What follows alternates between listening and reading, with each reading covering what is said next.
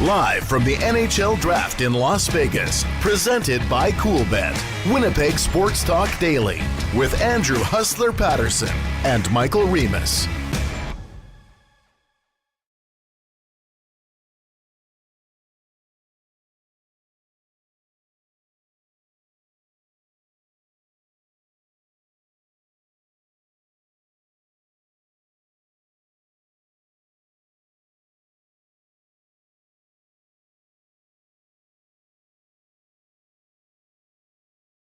Welcome to Winnipeg Sports Talk, live from the Hockey for All Center at Winnipeg Jets training camp. Great to have you all with us.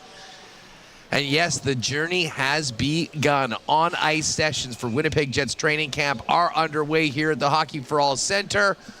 Getting ready for a huge day here on Saturday with Winnipeg Jets Fan Fest in the morning here on the west side of the city. And then Saturday night, the first preseason action for the Winnipeg Jets. We finished the AM sessions earlier today, and now the second group is on the ice, taking their reps, running around. We're going to be all over it today. Mike McIntyre is with us and will join us live here at the Hockey for All Center. And we're also going to check in with Brandon Rewucki, get his thoughts on training camp and everything else going on around the hockey club as we get ready to drop the puck in a few weeks on the National Hockey League regular season. We've also got some big Bomber news, which we'll talk about in a minute as the Bombers get ready for an absolutely massive game Saturday night in Edmonton against the Elks, looking to grab a stranglehold on first place in the West with only 5 games remaining on the schedule. But going to be a lot of Jets content, and I should mention to you, we'll be here live tomorrow as well, and we'll also be jumping on Saturday for a bit after the Illegal Curve guys do. Both Illegal Curve and Winnipeg Sports Talk will be together in one of the rinks for Fan Fest. So if you are coming out, and I suggest that you do, come by and say hi.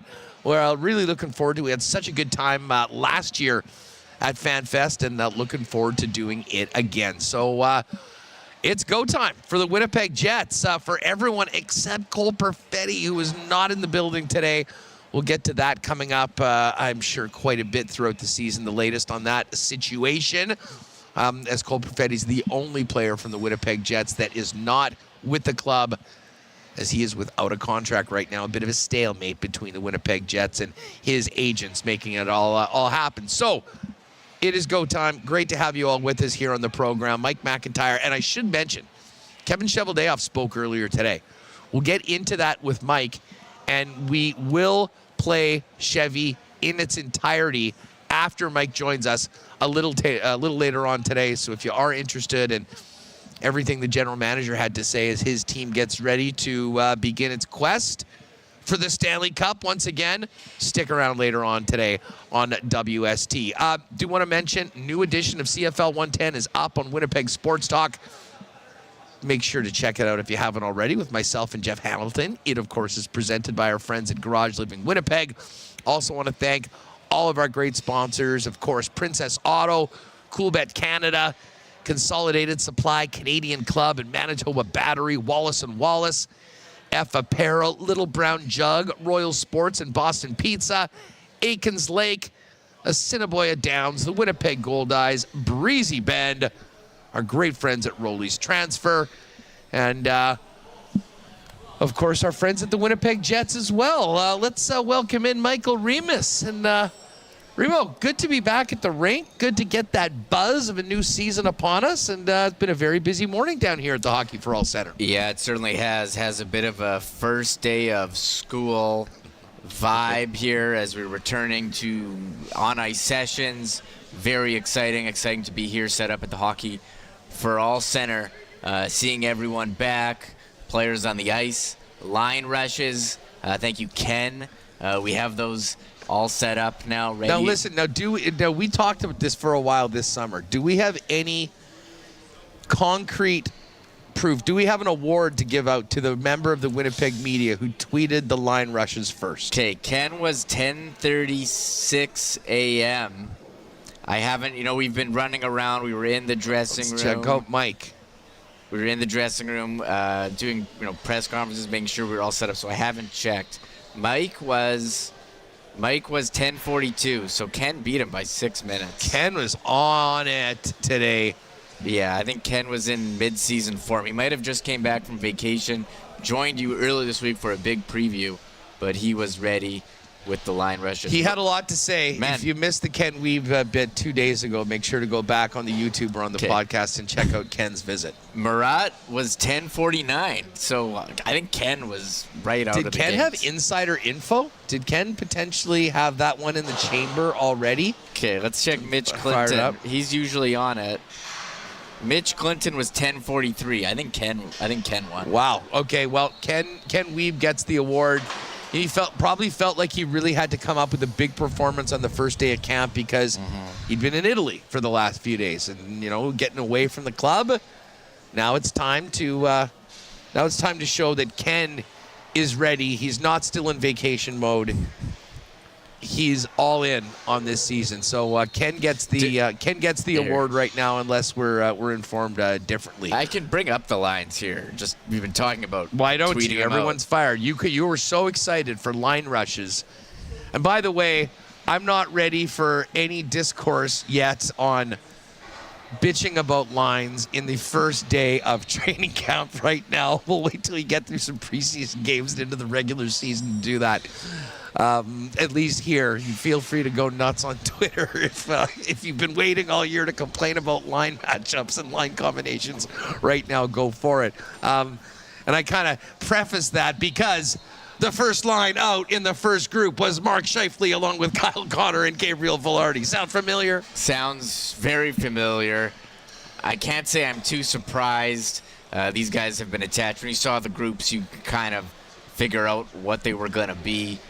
Connor, Scheifele, Velarde, Barron, Kupari with Janssen, Fjallby, Anderson, Dolan, Gustafsson, Shaw, Jacob Julian, Brady Yeager, Chibrikov in there, Lupinen, Walton, King, Morrissey with Dylan Coghlan, Heinola, Colin Miller, interesting pairing, Dylan Samberg with Elias Salmonson, Dimitri Kuzmin, Simon Lundmark, all the goalies out there, Hellebuck, Milic, DiVincentis. So very exciting to have lines. We'll see what happens. I mean, there was so much conversation last year about the Connor Scheifele Velarde line in terms of their defensive numbers and giving up goals. We'll see what happens there. It is day one. They are on the ice. We're certainly excited about that. Yeah, I'm not ready to dive in and get sucked into a whole Kyle Connor, Nikolai Ehlers conversation as of yet. Those will be coming. But right now, I was actually most interested to see what the blue line was looking. And again, take this for what it's worth, folks. Early practice, first day of training camp. I'm not taking any, making any big time conclusions. However, I'm really intrigued as to what Elias Salmonson's going to be showing over the course of camp. And remember last year, Remis, I think it showed how highly the organization thought of him that they put him with Josh Morrissey for a couple days in training camp. Today, Dylan Coghlan was actually with Josh Morrissey as Dylan DeMello's in the other group. Once we get to the season, DeMello's going to be riding shotgun with Josh Morrissey on that top pairing. But I think it does show the organization's, hopes that Dylan Coghlan can be a guy that, is potentially a depth player for the big club. And at worst for him, a big-time player for the Manitoba Moose. Ville Heinola with Colin Miller. I know that's going to make some people happy. Certainly Colin Miller projects to be in the top six, presumably on the right side of that top pairing. So to give Ville the opportunity right out of the gate, first pairing, to be on what one would perceive is a top three pairing on the blue line, I think is possible. Ville looked really nice today. Smooth, confident out there. And then the other one, Reem, is Elias Salmonson with Dylan Samberg. And I find that one so intriguing, and not maybe necessarily for the early point of this season. But knowing that Brendan Dillon has moved on, and in all likelihood, Dylan Sandberg is going to be playing a much bigger role on the blue line, potentially with Neil Pionk, the fact that they're giving Elias a little bit of run right now in training camp with Sandberg, I think shows, how high they are on the young player, once again getting paired with a guy that is in the top 6. But also potentially, a look to the future as to, if there are injuries, if there are some things that happen and Elias isn't playing big minutes for the Manitoba Moose, he can kind of come in and have a little bit of familiarity with a couple guys that he has played some significant minutes with, at least in training camp and in the preseason. Yeah, there's so many returning players on the Jets this year, the big departures, Nate Schmidt and Brendan Dillon, players that started the season at training camp last year, so obviously Monahan and Toffoli no longer with the team this season. So not a lot of spots has up for grabs. That Brendan Dillon spot on line 2, that is available. Will it be Sandberg moving up with Neil Pionk? And then you have line 3, which was rotation of Schmidt and Stanley. Is that going to be Colin Miller and Ville Heinola, day one? Looking at the lines, maybe you think that, but interesting, Morrissey with Coughlin. They had Morrissey, DeMello. Those guys are going to be together. They were one of the best pairs in the NHL last season. I imagine, just trying to work out some combinations, this would be the time for that. But, yeah, I think Ville Heinola seems to be in the driver's seat, I think, for that third pair spot, the puck-moving role that Nate Schmidt had last year. You have him, the smaller guy with Colin Miller, the bigger guy. I do like that kind of pairing. I do like that pairing. But we'll see if Salamonson can make an impact. Have him with Sandberg. Neil Pionk, he's battled, some injuries the last couple seasons. If something were to happen, maybe you would put those guys together. Could that be a fit? But I think when, it's game 1 of the season, it would be Sandberg and Pionk. But, hey, it's training camp. They're split groups. Everyone gets a chance to play with everyone to see what works, what doesn't. And that was Group 1. And we are watching Group 2 on the ice in the rink in front of us. They'll move to the rink behind us, the 30-minute mark of their skate. Yeah, so, right now, we're getting our first look at Kaapo Kähkönen in a Jet jersey right now. Very cool to see a guy with 2 umlauts in his name on that name bar. Don't think that's ever happened before in Jets history. Just seeing big Logan Stanley out there, Dylan DeMello, Nikolai Ehlers on the ice right now, Dominic Toninato as well. See Mason Appleton, Colby Barlow wearing number 49 over on the far end, as well as a few of the other younger players getting a chance to show what they can do at camp, like Danny Zhilkin, who's there right now. So we're going to be paying attention, kind of what's going on the ice, talking about it. Brandon Rewucki, as I mentioned, is going to jump on with us, and then Mike McIntyre will join us live here. And later on in the show, we'll have Kevin Chevalier's full availability for earlier this morning here on Winnipeg Sports Talk. Remember, we have to get to it. This was not the way I was hoping to start training camp without the full complement of Winnipeg Jet forwards, but we're here at training camp, and Cole Perfetti isn't. And no question, that's a big part of what Kevin Chevalier was talking about this morning. He had said this stage of things, the focus is on getting it done. And Chevy said, personally, I'd give these guys the moon. I'd love to have the ability to pay them everything they want and deserve in a salary cap world. I have to make business decisions. And listen, I think both the Winnipeg Jets and certainly Kurt Overhart historically have been tough negotiators. And they're getting into that proverbial octagon right now. And they haven't yet shaken hands and had them come out, finish the match, and have Cole Perfetti at camp. Yeah, there was so much talk. We spoke with this yesterday. Oh, it's the most polite negotiation. Well, it was so polite, but not polite enough to get a deal done. And there's not too many RFAs still unsigned. Another one got marked off the to-do list. Detroit signing Moritz Seider to a 7-year contract with an $8.55 million AAV. Cole Perfetti still unsigned. His name was on the training camp roster, which for other holdouts wasn't the case. So you thought maybe, was I going to wake up? Slept with the phone. I'd still put it on sleep mode, Huss. I don't want to get woken up. But you check the morning, are we going to have a deal while I'm, getting ready to come here? Well, not the case. Not here. John Liu did ask if Cole Perfetti was part of the team dinner because it was so strange that didn't have a contract, did media day in Vegas, a nice opportunity for him, did another appearance, didn't play in the golf tournament, and was not part of the big season kickoff team dinner. So I guess I don't know, can we call it a holdout, or they haven't agreed to No, it's not a holdout conversation? because he doesn't have a contract. Yeah. Holdout is someone that, you see it in the NFL all the time. Hey, we want a new deal. Yeah. I'm not play. showing up until you rip that one up. Well, that doesn't happen in the National Hockey League because once a contract is signed, that's it. It is in effect. The problem for Cole is he's coming out of his ELC. He does not have arbitration rights, and they haven't figured it out. And I mean, apparently, what's contentious about this all is that the Perfetti camp is saying, listen, Shane Pinto, very similar numbers, 3.95. That's the deal. The Jets, for their part, are going, whoa, hold on a second here. That was his third contract. That wasn't coming out of his ELC.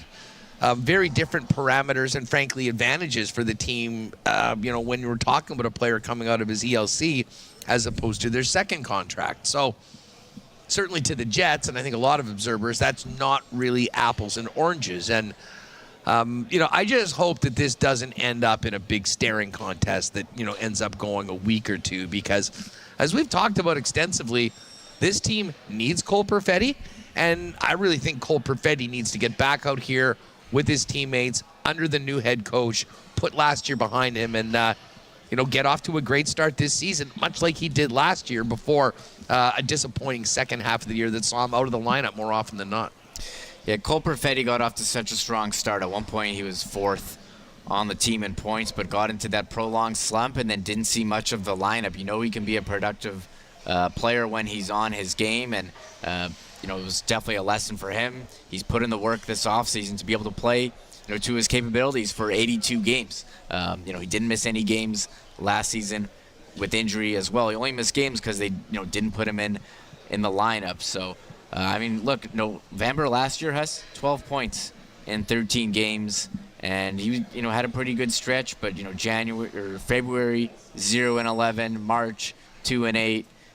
He came back in April. He did have that big game once he was inserted. 6 points in 5 games. So there's definitely a productive player in there, and you hope that at some point they say, hey, let's work out a deal. Let's split the difference wherever they're at. But no, they've dug their lines in the sand, and they haven't been able to come to an agreement. And we've talked about this so much. You need this time to get your legs under you, to play preseason games, to get used to your line mates, to get into a rhythm. It's tough to go from not playing to right into the lineup. Then you're always playing catch up. So I think for him, you'd want to get back in there to show what you can do and help the team contribute. The only leverage they have is to not sign, and we've seen this play out before with clients of his agency. So will it Yes. will it go to game one? Will he miss regular season games? I guess that's the watch that we're on now. Before it was, okay, this is such a great, loving negotiation. That's what we were hearing from insider reports. Darren Dreger. Such a great, so polite. Yeah, so polite, so cordial. They have such a great relationship, but not great enough to put pen to paper. So this is unfortunately a storyline. Yeah, we see all these line rushes, but overshadowed by who's not here and who's projected to be on that second line when things get going. Pull up that Wings tweet again, though, about the Moritz Seider. In the list, Detroit and Steve Yzerman had the most work to do probably of anyone. I mean, two of their most important players were unsigned just a couple days ago. First, it was Luke Raymond, the former 4th overall pick, that signed an 8-year extension at just over $8 million a year. And now they got the big one.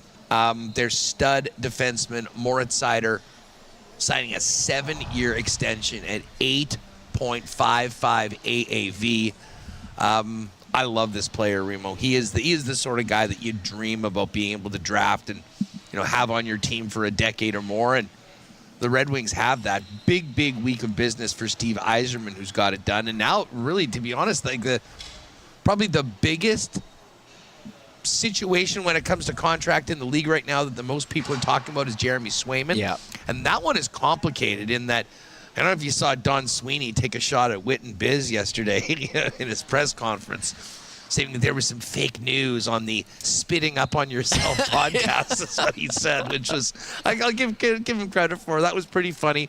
But, and Biz saying out, well, I guess the fact that Swayman is still very pissed off about the arbitration he had to go to last year. And then, of course, having that monster year, them trading Allmark. They don't seem to be close right now.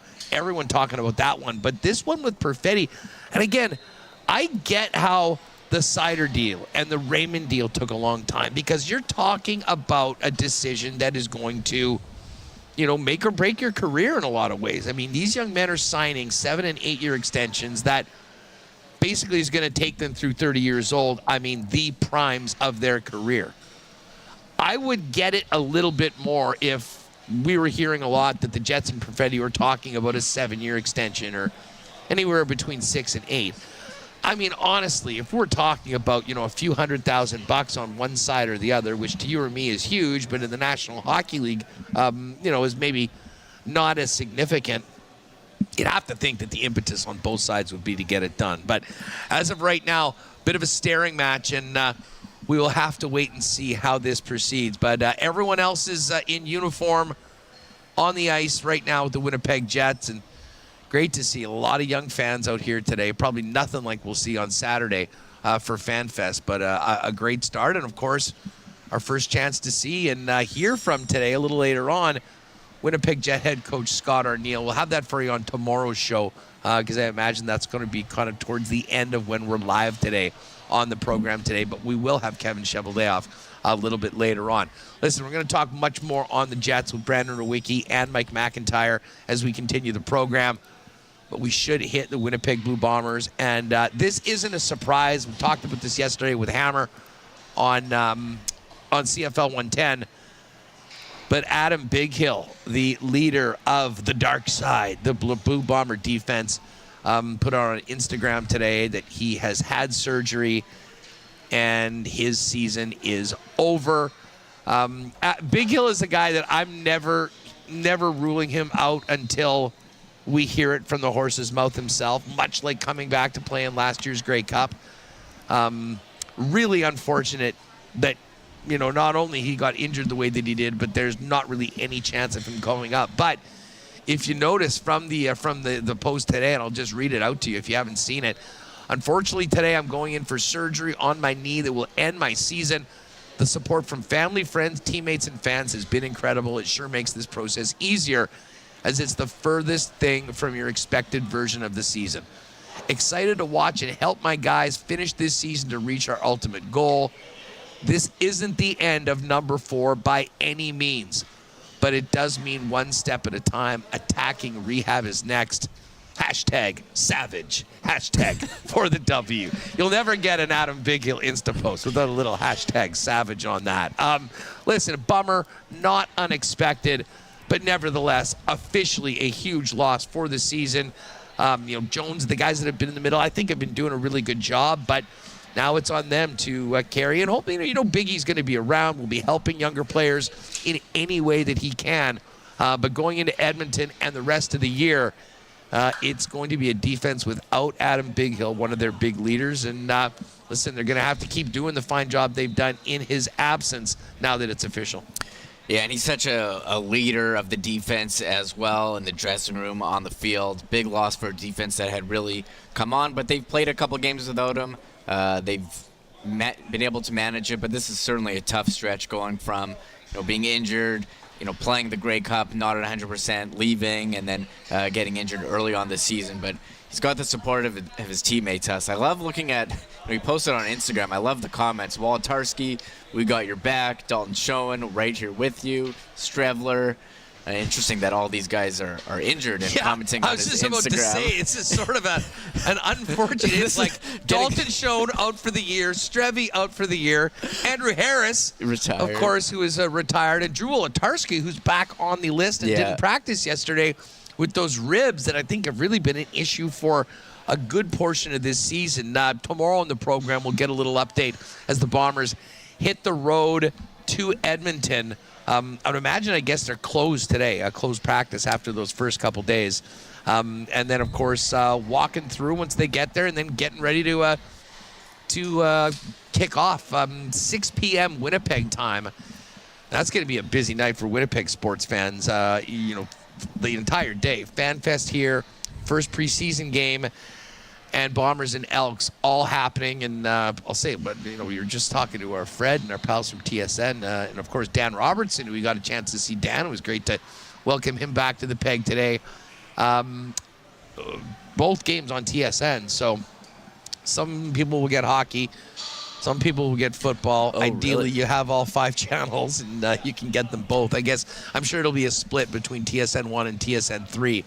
But the first of a few unfortunate overlaps, none more aggravating, to be honest, than the home opener against the Blackhawks, which happens to be the same night as the Bombers are at home. Really? Yeah, it's who's scheduling whatever. this? Dude, don't even get me going. They couldn't on make this. it a doubleheader? Don't get me going on this. Well, it's a Friday. It's a Friday night. Yeah, a little day. Man, how sweet would that be? A weekday game. I guess Everybody gets Friday afternoon off, and we do the home opener at 2 p.m. Friday game. Well, I'll tell you what, I'd much rather do that than have to pick and choose between the two. But listen, the sights of the hockey season are here. Paul Edmonds strutting around like a peacock at the Hockey for All Center. We just saw Dan and the entire gang here.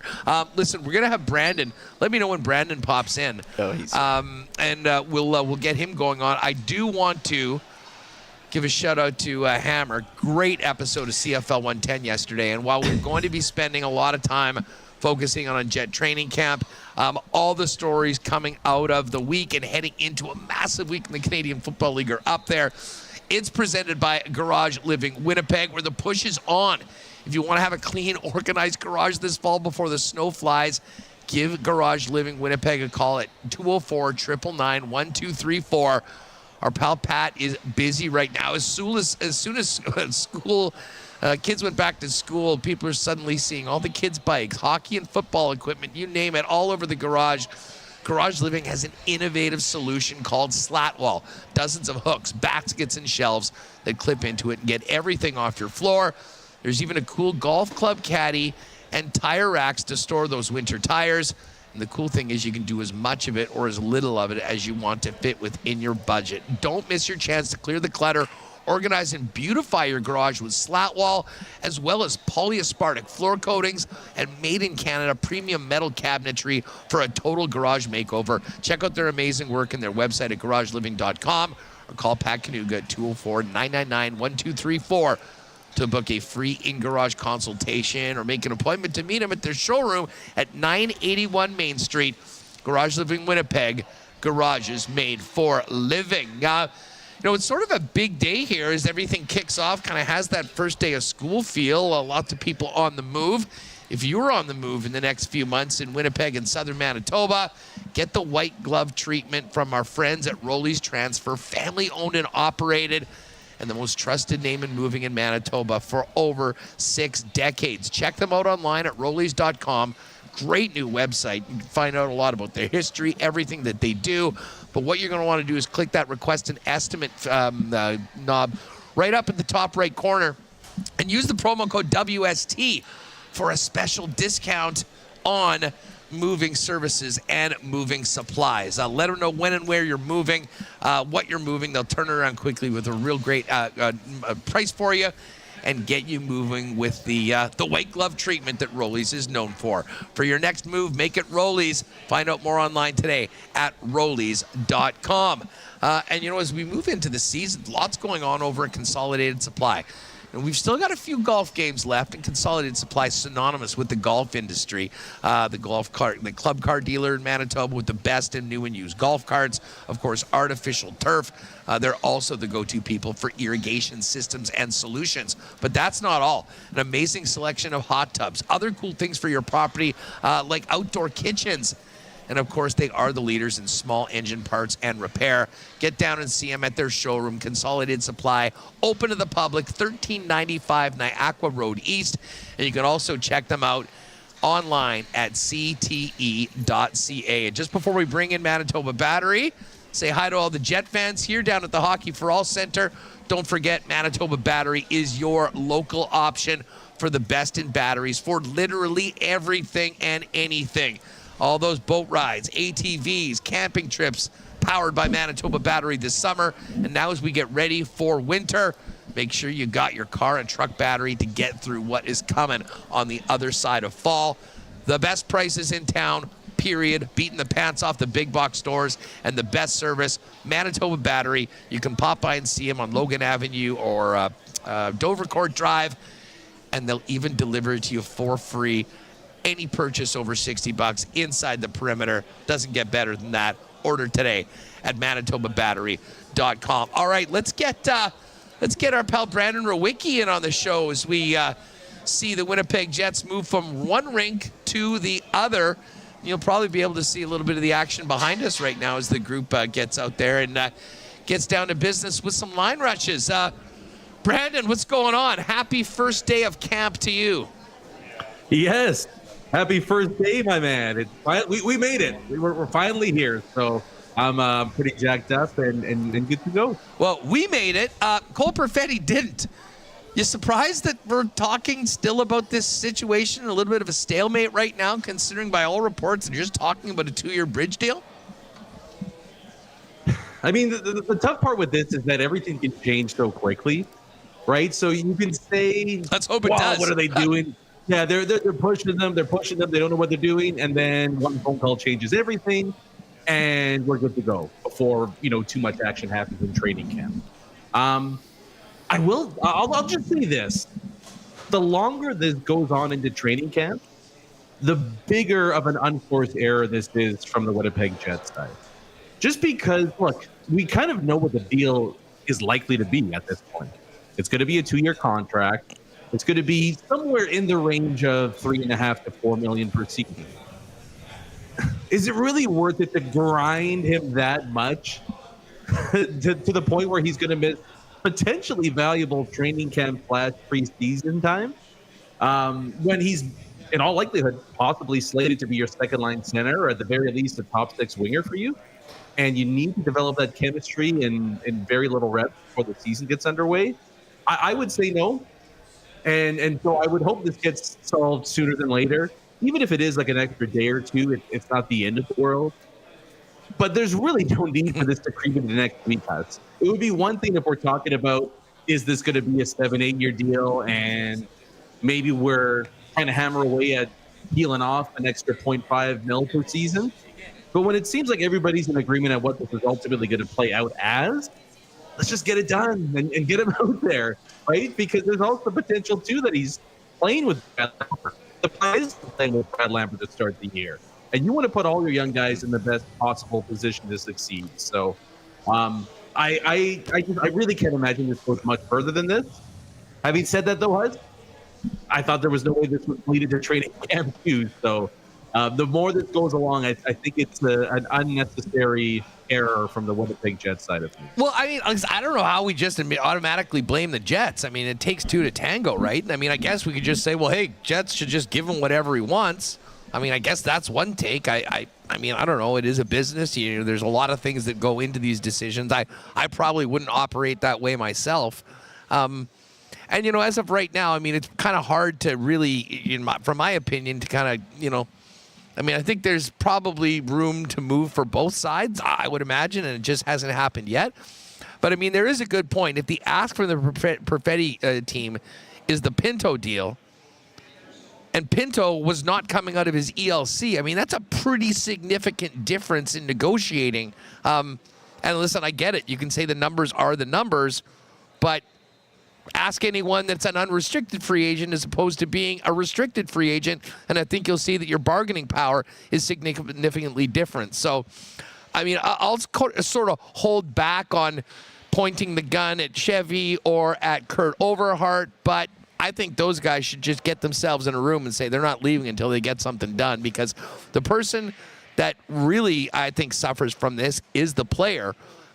Training camp's going to still go on. Everyone else is going to be getting ready this season, and I certainly do agree with you. He's an important part of this team.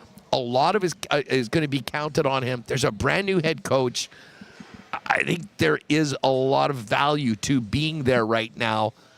Although then we'll say, oh, it's no big deal when he signs at some point because it's happened a million times before with Morrissey and Connor. And as they say, this is not unusual to happen in the NHL. Yeah, that's the difficult part, right? And that's, yeah, like I'm not going to go all in on either side just yet. Because again, if he signs later today, sometime tomorrow morning, and he misses the first 2 days, big whoop. Like there's nothing that's really gained or lost at that point.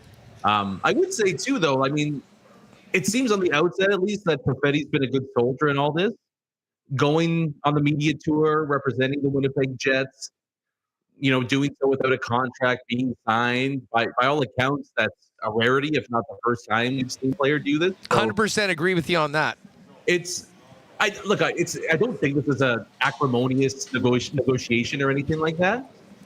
But the only part that bothers me is just that this seems so simple. It's like it's going to be in and around that number. It's going to be 2 years. Like, what are we doing grinding away for an extra day or two? Let's just get this one done.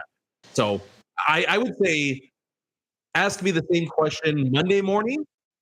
There will be a much different tune than where we're at following day one of training camp. 155. Yeah, no, listen, I'm with you. To the point about what Perfetti has been doing, like representing the team in Vegas, I think it's a real smart move for him, to be honest with you. Like, I think the experience is good anyways, and I think it shows where he is, sort of how highly he's thought of in the organization. But, I mean, I think in a lot of ways it also sort of helps his bargaining position.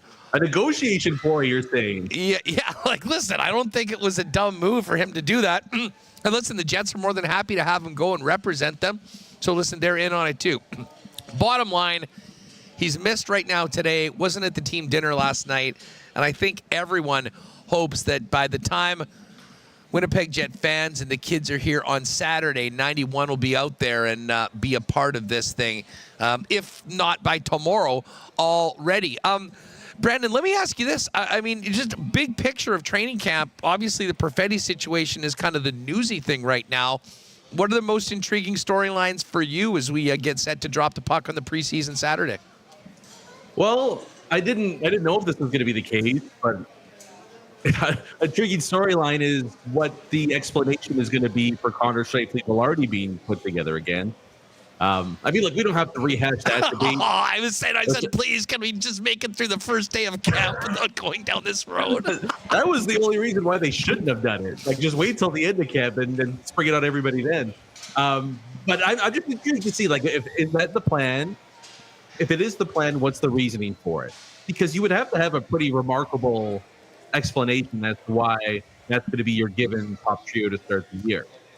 Outside of that, I think Salamonson to me is the most intriguing guy.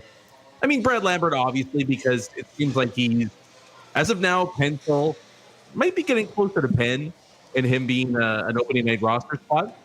But Salamonson to me is probably the biggest wild card on this team because it seems like people in the Jets organization and maybe even in Manitoba are way, way higher on the kid than people that focus more so league-wide.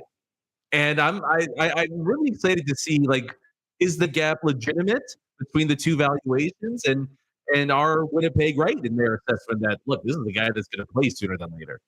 And so I would love to see him get the majority of time at camp with Josh Morrissey. Would love to see him get a game beside Morrissey as well. I mean, look, if he makes the team, it's going to be a 6-7 guy, but I'm just not holding out hope yet that he doesn't stun everybody and put together a performance that showcases, like, yeah, you know what?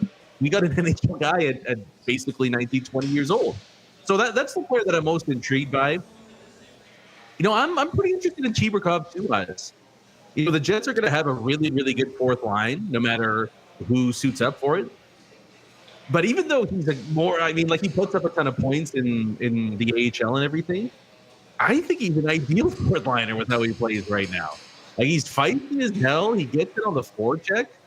I think he can be a guy that maybe, you know, throws out a couple standout performances and takes over a spot and maybe forces a move in terms of picking a guy out that you might think would be a part of the team because Chibrikov's shown he's just too good and he's ready to go. So I would say those are the two main guys, and then just what happens with that second line.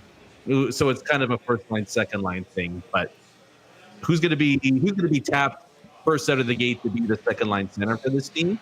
And again, what is the reasoning behind that from Scott Arniel? I think those are the main storylines that I'm most interested in. Yeah, well, I mean, to go down all of it, like, listen, I mean, I'm sure, and Arniel is going to speak later on today. We'll have it for you tomorrow on the program, and I'm sure someone will kind of get into that, their thinking of it. I mean, Kyle Connor was scoring on a 43-goal pace last year. Shifley had a better season, was point-a-game guy. We know what Velarde can do. I think the question is, can those guys have better results in their own end defensively? And that obviously is the plan, because they're not putting those guys together to score any less. And they obviously think that those guys offensively are their best opportunity. But I'm not necessarily disagreeing with you that the give and take hasn't been good enough compared to other top lines in the NHL. But they're all pretty decorated players. All have done a lot for the Jets right now, and I guess it is somewhat status quo, at least in day one for it. Sal Monson's interesting, and you mentioned playing with Morrissey. I found it intriguing that he was paired with Sandberg today, to be honest, because as much as, it was cool to see him play with Josh last year, and we kind of said that, long-term, maybe this is a guy that ends up taking that role at some point. Realistically, if Elias Salmonson is playing at some point this year, it's probably on the second or third pairing. And to see how he works as a right shot with a guy is going to be either the 2 or the 3 defenseman on the left side, in all likelihood the number 2 side in Dylan Sandberg. I mean, to me, that's a little bit of a tell that they do think there's a potential that this guy plays at some point this year. And, we'll put him with a guy that not only is an established NHLer, but one that he potentially could be spending some time with a little bit later on. And then the final one, you talk about Chibrikov, and he was buzzing today. This is a guy that's going in and making people notice him. I think he certainly will be in the mix. And listen, everyone loves the prospects. You draft guys. I mean, it's the oldest thing in the book, how fans sometimes, to be honest, overvalue their prospects. But I think Chibrikov wasn't that overvalued prospect and has earned his steam or hype, if you will, heading into this year with what he did last year with the Manitoba Moose along with Brad Lambert, and of course scored in his first NHL game. The less sexy names, though, the ones that I think we're going to see quite a bit of during the preseason, who will be battling for roster spots, are some of the guys that came in over the offseason. We got a chance to see Jared Anderson-Dolan earlier today. And the other guy, for those Winnipeg Jet fans that think this team needs a little bit more sandpaper, Mason Shaw is another guy that I think is going to be pissing a lot of people off on the other side and in training camp. And, learning more and seeing how players like that kind of fit in with the Jets and kind of assert themselves in the competition is also going to be something that I think everyone is going to be watching for. Yeah, and don't forget, the guy who Morrissey was paired up with to start the session today, Dylan Coughlin. I'm hoping I pronounced that right. I'll figure it out eventually. You did. Though, but that was a sneaky good lottery ticket by Chevy and company there, right? Like, he tore it up in the AHL last year. Did so, and the only reason he couldn't get game time in the NHL is because the Hurricanes had last year the deepest blue line in the like they had guys 7 and 8 that would be in a lot of team pushing for time in a lot of team second pairs. So that I wouldn't necessarily, like, I'm excited for Salamonson, but I also wouldn't necessarily, completely push Coughlin out of the picture as well. I mean, look, Huss, you have to look at some of the guys in the past few years that, took an opportunity and ran with it. Brandon Tanev got just a sniff in his initial season with the Jets in game 82. And he's parlayed that into going to be a 10-year NHL career. For a guy that didn't score all that much in college. So there's always one or two guys that might, completely jump off the page as opposed to just, the high-end first-round picks. But Coughlin, I think, might be one of those underrated guys that gets a chance. And, hey, maybe if he gets an opportunity beside Josh Morrissey in a game, showcases that, maybe 6-7 might not be the worst spot for him to start the year with Winnipeg. So those are always the intriguing battle points, because for the most part we do know, top 9, top 4, what it's going to look like for Winnipeg. But who can grab one of those legitimate roster spots just on the edge is where a lot of the real intrigue kind of lies during camp. Yeah. Now, it is important to remember, for all the people that want massive changes, this team did have 110 points in the regular season and was 4th overall in the National Hockey League. We know what happened in the playoffs. But I think it's pretty clear that Arnie is not coming in here after being a part of that club last year and is blowing everything up and starting over from scratch. Here are the lines for this group that's on right now. And they're starting it off with Old Faithful, Adam Lowry in the middle of Nino Niederreiter and Mason Appleton. Now, what I think we could assume is the second line right now, at least to start camp, it's Vlad Nemetsnikov. In the middle, Nikolai Ehlers and Alex Iafallo on that wing. And Iafallo, I would assume, is a placeholder for where Cole Perfetti will be when he eventually comes to terms with the Winnipeg Jets and sign the contract. So where does that leave Brad Lambert? Well, Brad Lambert is playing center right now with Colby Barlow and Parker Ford. And then you've got Dominic Toninato along with Torgerson and Levis and the youngsters, Danny Zhilkin, Kevin He. And here's some good news. Chaz Lucius on the ice practicing with the team in the first day of training camp. And, you know, we talked about Dylan Coghlan, another guy that I think is going to be in the mix. If the Jets do decide to roll with eight defensemen, I think we know who the 7 will be. Morrissey DeMello, Slamberg Pionk, Colin Miller, Billy Hainala, Logan Stanley. Who will be that guy? Could it be Dylan Coghlan? Or could it be Hayden Fleury? Fleury, a former 7th overall pick. He's skating with Neil Pionk today. Logan Stanley is with Dylan DeMello. Big Ty Bauer with Ashton Sautner. And Anhorn and Dawson Barteau. And then, of course, Kakinen and Comrie. But I guess starting off with the forwards, anything that sticks out, knowing that the Lowry line's intact. Nemetsnikov is sort of that 2C. And they do have Brad Lambert at a center position, but playing with a couple younger players and guys that he would have been familiar with, particularly in Parker Ford last year from the Moose and Barlow from the development camp. Yeah, two things there is just who is the placeholder for Perfetti? Is it Iafallo or is it Vladdy? Because it could be one of those two spots. So that's going to be intriguing to see. But Brad Lambert being down the middle is that's a very, very interesting move. Especially if, again, how is he going to make this team? It's not going to be playing 4th line center. It's not going to be playing 3rd line center. He's going to be playing on the 2nd line, and you have him at center in training camp. That really only leaves one logical conclusion, and that's to give him a shot down the middle, it seems like, to start the year there. That's a bold move, man. I love Brad Lambert's game. I think he's going to be a great player for a long, long time in the NHL. If they ultimately go with that, that's a damn big risk, man. On that token, though, you also can't say the Jets aren't focused on developing at that point, because giving a rookie your 2nd line center spot, if it plays out that way, would kind of throw that completely out of the water here. So that's the most fascinating part for me, because if I was looking at maybe the ideal line combinations, especially when it comes to the 2nd line, like I think Perfetti would have been the more logical choice, just to ease Lambert's transition into the NHL, where you can kind of start him out there on the wing, ease him in, and then, if you want him to maybe take a shot down the middle, you can do that. It might show they got a lot of faith in the kid, though, if they see him as a center. The other part of it, too, Huss, is that, if he hits, what a massive, massive jolt to this team. It kind of solves a lot of issues, does it not? In terms of it's best case scenario. It's absolutely best case scenario for this team that Brad Lambert shows that he's capable of playing a top 6 role in the middle. I don't think there's any doubt about it. And to be honest, and again, we focus on often, can he score? What are the points going to be? There's so much that goes into the responsibility of playing center, especially the top 6 matchups that you'll get in the position that we're discussing him be in. But I'll tell you what, man, if he shows that he can hang and, he's ready to grow into that role. The thought of him flying around with Nikolai Ehlers is about as intriguing a proposition as we've had in a training camp in a long time. Yeah, it's extremely exciting, right?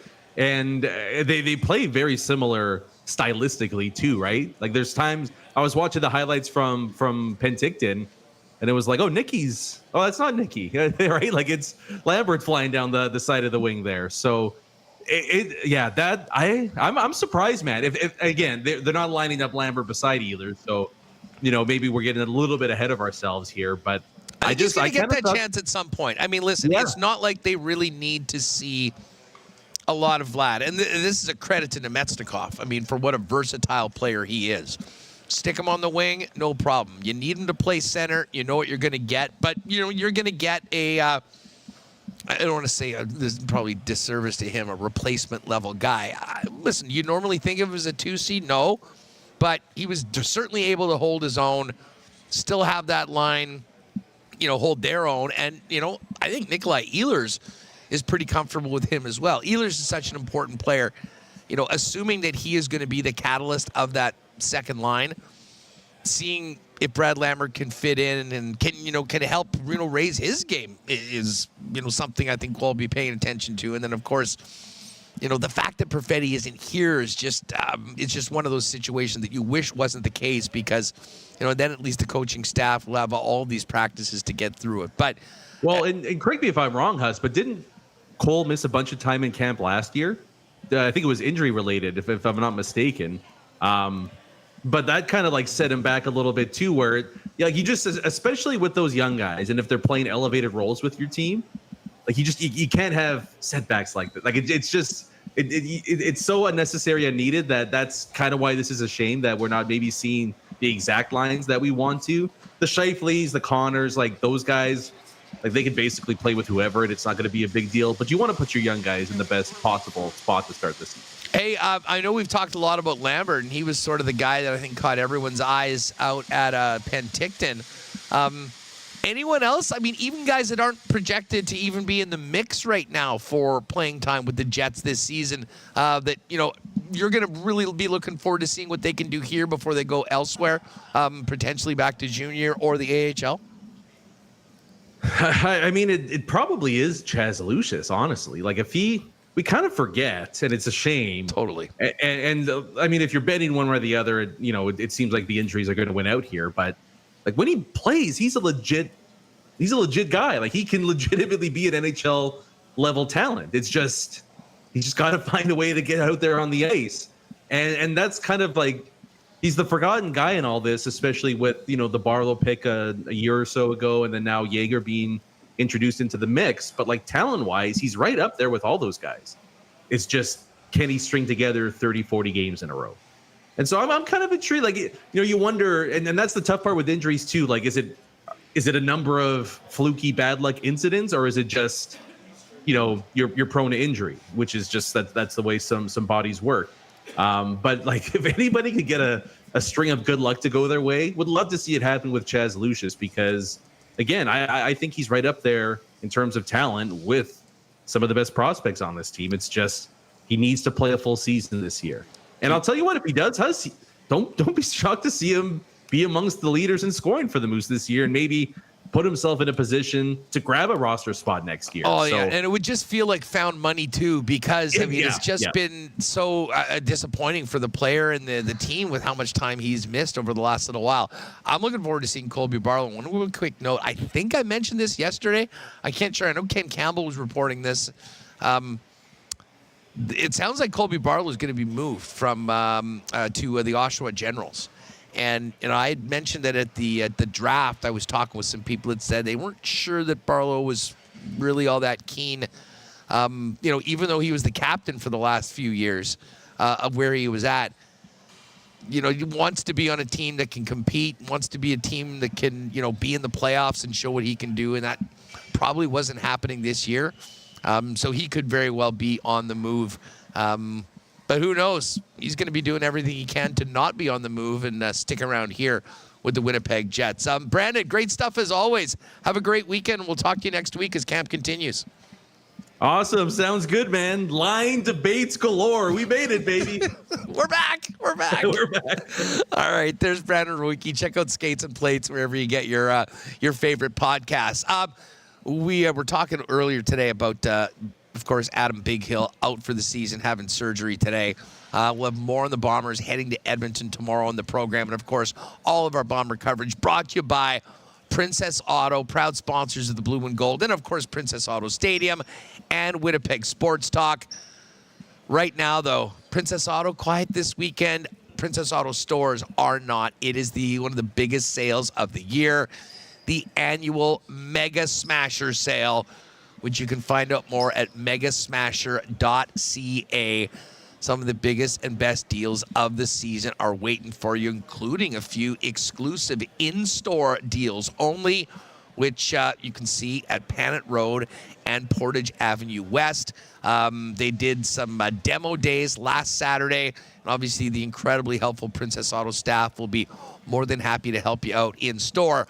But you can go on right now to megasmasher.ca for the best deals of the season, every season right now, and get working on taking off everything, all those projects on your list at Princess Auto. Again, Mega Smasher is underway and goes until September 22nd.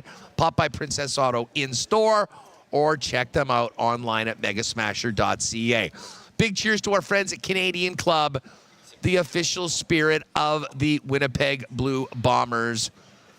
They're restocking the shelves of Canadian Club for the next time Bomber fans invade Princess Auto Stadium.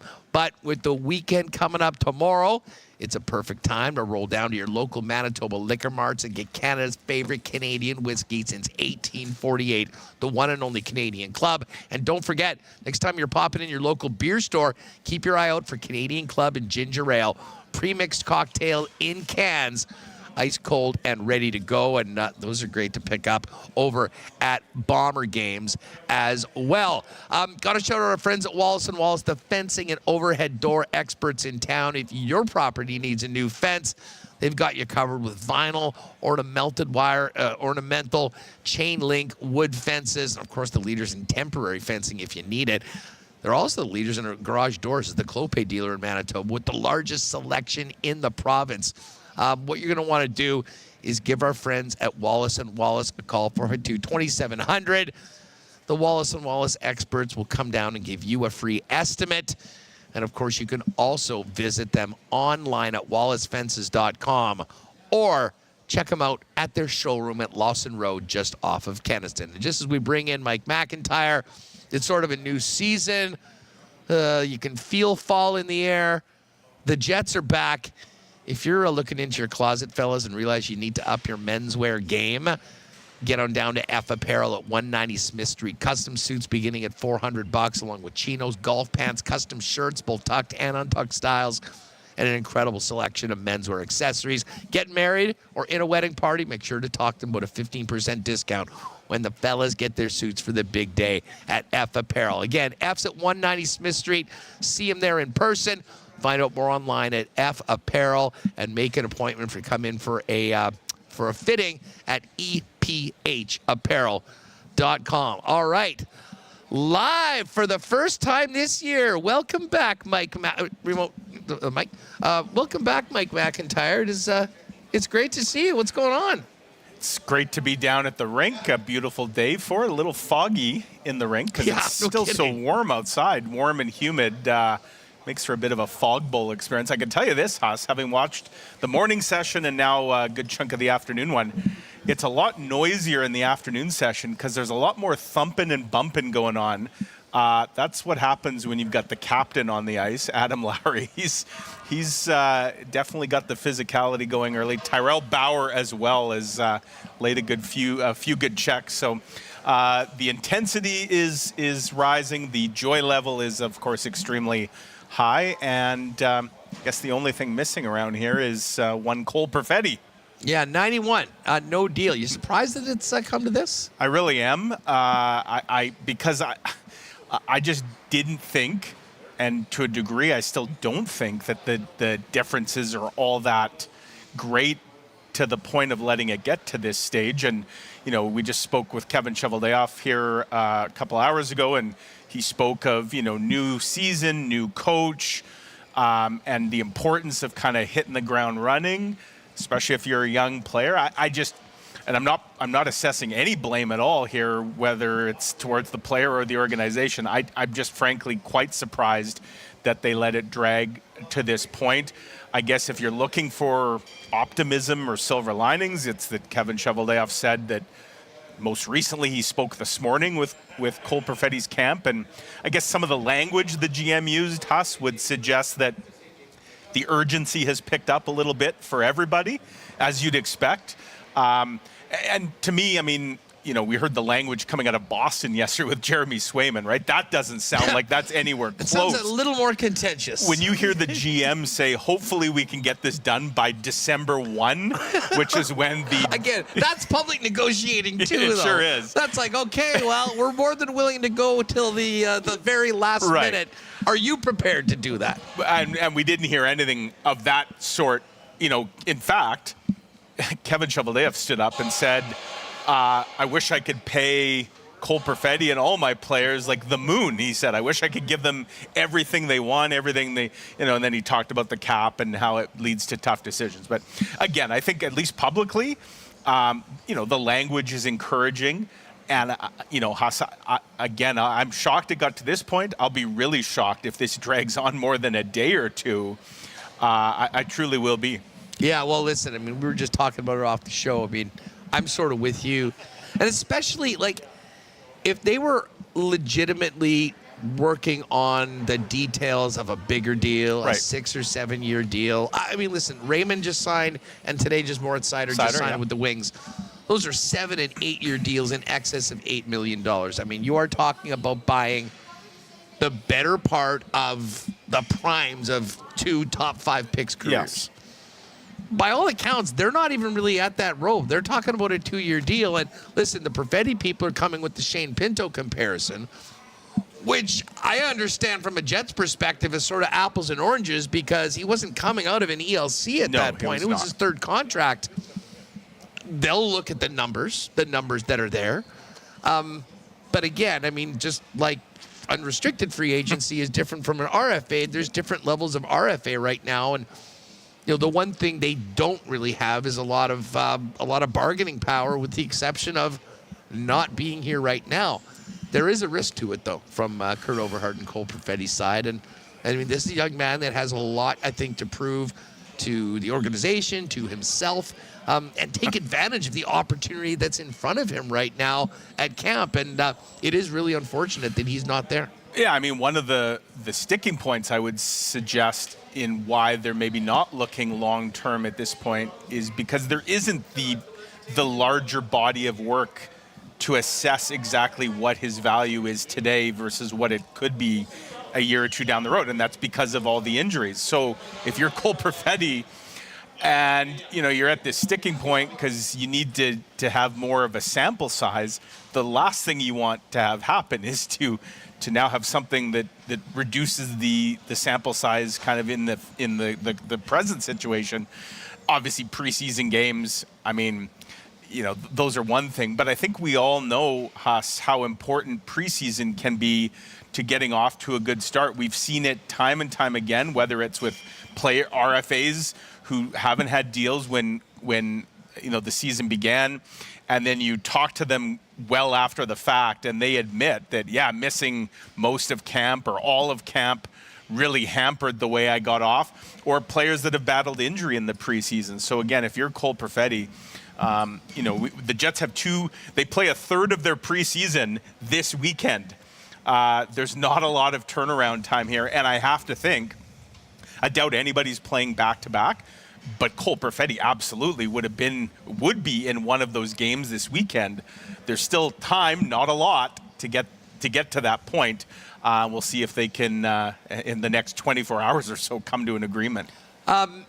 As far as the way, I mean, listen, there's a lot of intrigue. It's kind of funny. Arnie, you know, was with the club all last year, was announced as the head coach relatively early into the summer, and we've just sort of moved forward in this new era. But I mean, obviously, he was a big part of last year's coaching staff, knows this team well. If anyone was thinking that he was going to completely blow everything up, the first day of training camp would pour some water on that. Top 2 lines in the 2 practices.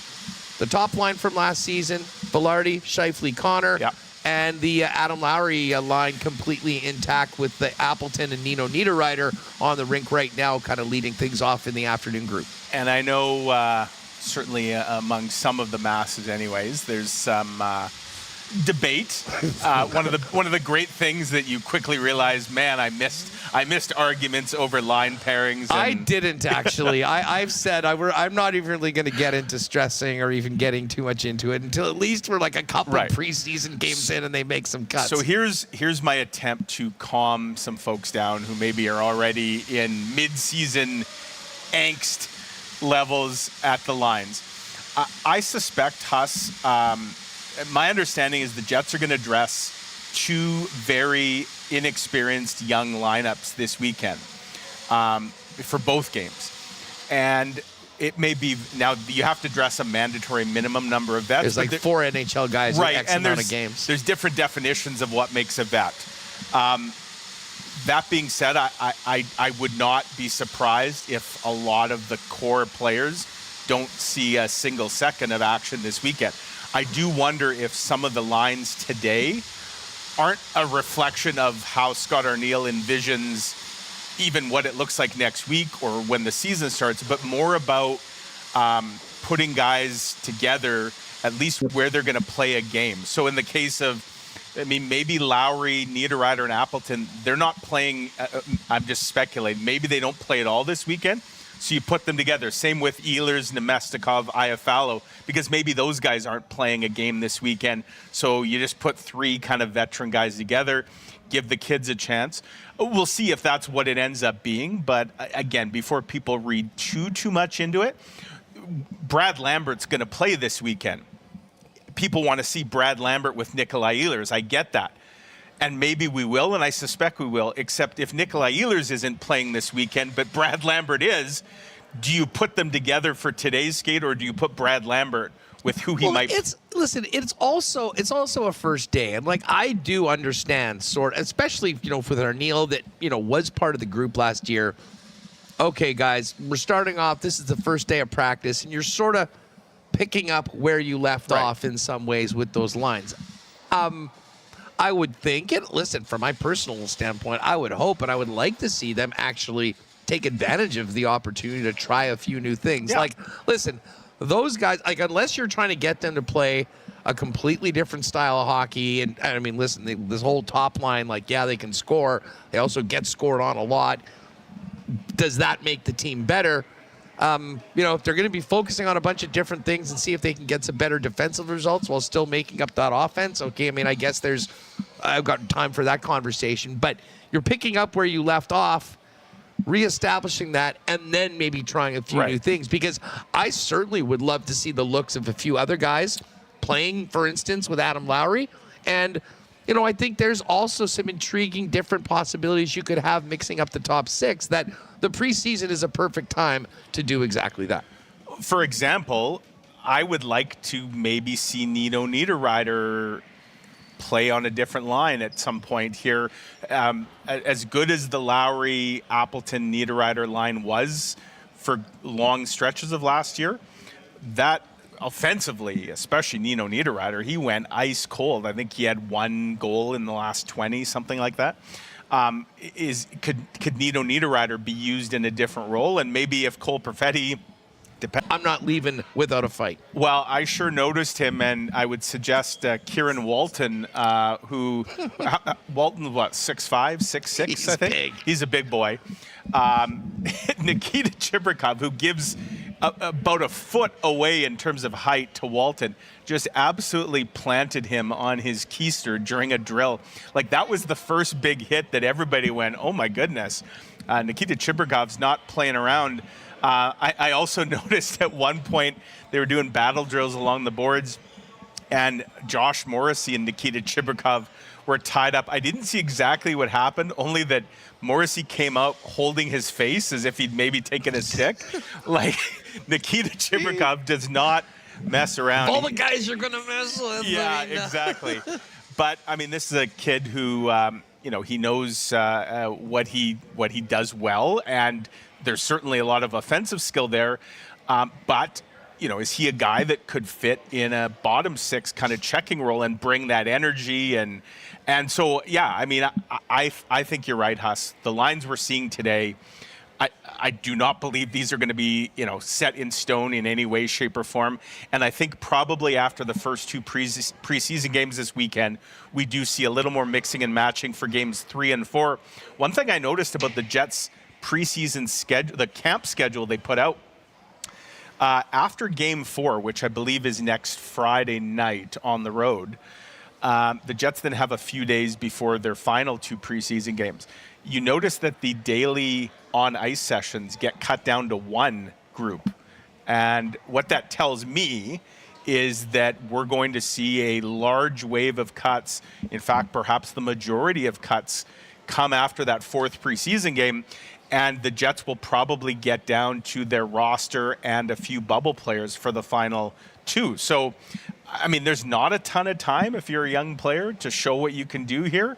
But obviously this weekend, if the Jets go really young for these 2 preseason games, would be a great opportunity, even if, as you say, maybe some of them aren't playing where some folks had hoped they might be playing.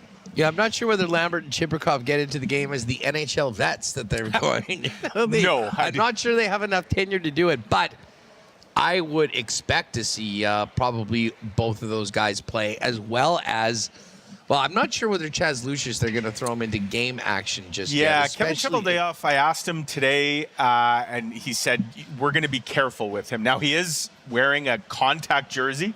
Just watching him here a few minutes ago, he took some contact. Everything looks good.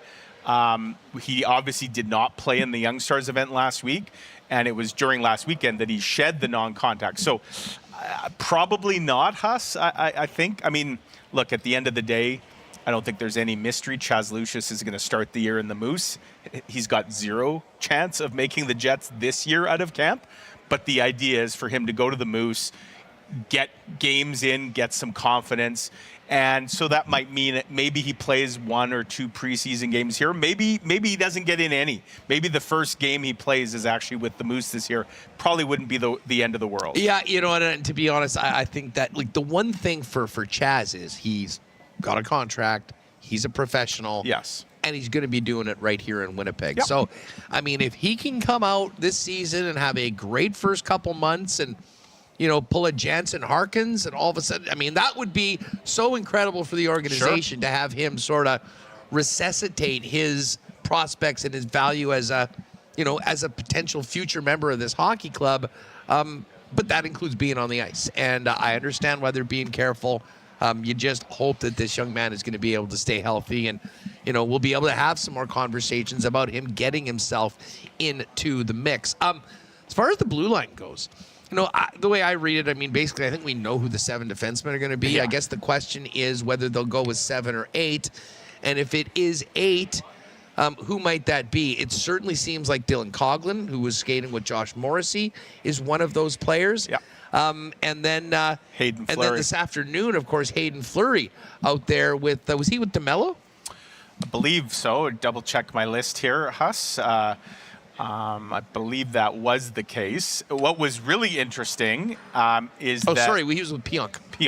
So, but putting him with a veteran guy. Well, Elias Salmonson was with Dylan Sandberg, which also kind of intriguing. He was with Morrissey last year. Yes. I think if he ever makes the club or has to play this year, more likely he'll be in one of those bottom pairings, and it's still going to be Morrissey and DeMello, so maybe get a look like that. Like the bottom part of the blue line, yes. Even if you assume Villy and Stan on the roster, I think there still are some interesting choices and some guys that, whether they fit into the picture right now or start with the Moose, could very well be wearing Jets and playing at some point this season. Yeah, and it was Stanley with DeMello this afternoon. To me, there's only one D pair that I would read a ton into today, and that came in the morning session, and that's Ville Heinola with Colin Miller, because to me, that probably is your third D pair to start the Miller's season. On the right side on that third pairing. Who's he playing with? Right. So, by the way, I don't know if you saw, I gave them a nickname, Huss. I almost just closed my computer after Millie Vavilli. Are we on board with it? I actually am on board with it. It's one of them has to have a Milli Vanilli song as their goal song, and to really really lean into it. I have not suggested it to either player, nor will I be suggesting Can you it imagine to either player. a bomb from the point from Colin Miller and then blame it on the rain? I mean, I think it could work, but yeah, I couldn't. I was pretty proud of myself for the Milli Vanilli reference as I saw them skating today. But yeah, I mean, I think that's probably a good insight. And so the Jets have put those two together, I think, for a very good reason, because that's probably what they see as potentially the opening night third pairing. I think we don't need to see Josh Morrissey and Dylan DeMello until maybe the last preseason game if they're playing. Like, we know what those guys look like. We also know what Dylan Sandberg and Neil Pionk look like. They played together a ton. So I get the mixing and matching going on. But I think Heinola and Miller, they're together for a reason, and I think they will stay together as camp goes on here. And, chances are we'll see them in one of these preseason games this weekend for sure. You know what? Listen, I know you got to run as the practice is wrapping up, and you'll hear from the coach and whatnot in a minute. Just before we do, listen, we're spending a lot of time talking about Brad Lambert and Nikita Chibrikov getting into the mix. Guys that I don't think have been talked a lot about are some of these guys that have been signed in the offseason that are challenging. Jared Anderson-Dolan, Mason Shaw, who comes with a heavy amount of sandpaper to his game. I'm a Mason Shaw fan, by the way. I really like the way, just having seen him play a couple times against the Jets when he was with the Wild, I love the way he plays. Pain in the ass. For sure. And he's not a big man either, but he plays a big game. Jared Anderson, like the Jets they have a ton of guys. One of the storylines in camp here is going to be who's on that fourth line, who's the 13th forward. There's a ton of guys that are all in the mix, whether it's David Gustafsson, Rasmus Kupari, Dominic Toninato. We don't even talk about Rasmus Kupari for a minute. I mean, I don't think he ever scored a goal last year, did he? He did not. I mean, and he basically played himself out of the lineup. There was plenty of opportunity early on. The guy's got world-class speed and wheels. Does a lot of cardio. We just didn't see a lot of it else. And, I mean, that's a guy, I think, in these early games, and maybe he's one of the guys that plays, that has to establish himself as a guy, kind of a bit of a remember me, and get into another the mix. first-rounder, too. You can only run so far on being a first-round pick and play as many games before you actually do something. And, Kupari definitely there. And listen, Kupari, he probably was maybe confidence boosted, but Morgan Barron's on his side. Axel Jonsson-Fjallby, another guy in there. But, I mean, assuming we know who that top 9 is going to be outside of the question mark of the other person on the second line, competition just for roster spots and that fourth line is going to be a developing story that I think is going to be really interesting with how many guys that are battling for the roster spot. Dominic Toninato as well. And you're right, Huss. And that's where this was probably a conversation for another day, but as the Jets and Cole Perfetti's camp, are in this apparent stalemate, haggling over, we don't know exactly how much money. A few $100,000. Right. As they haggle over that money, and Kevin Cheveldayoff says, I've got to, I wish I could give the moon, but salary cap. That's where I know a lot of people have asked the question, and I'll ask it as well. Like, should the Jets have moved on from Alex Iafallo? There's a guy making $4 million. That do the Jets have a bunch of players right now here today that could potentially do what Alex Iafallo does, but at a fraction of the cost? Money that maybe there wouldn't be this issue, and maybe Perfetti's already here.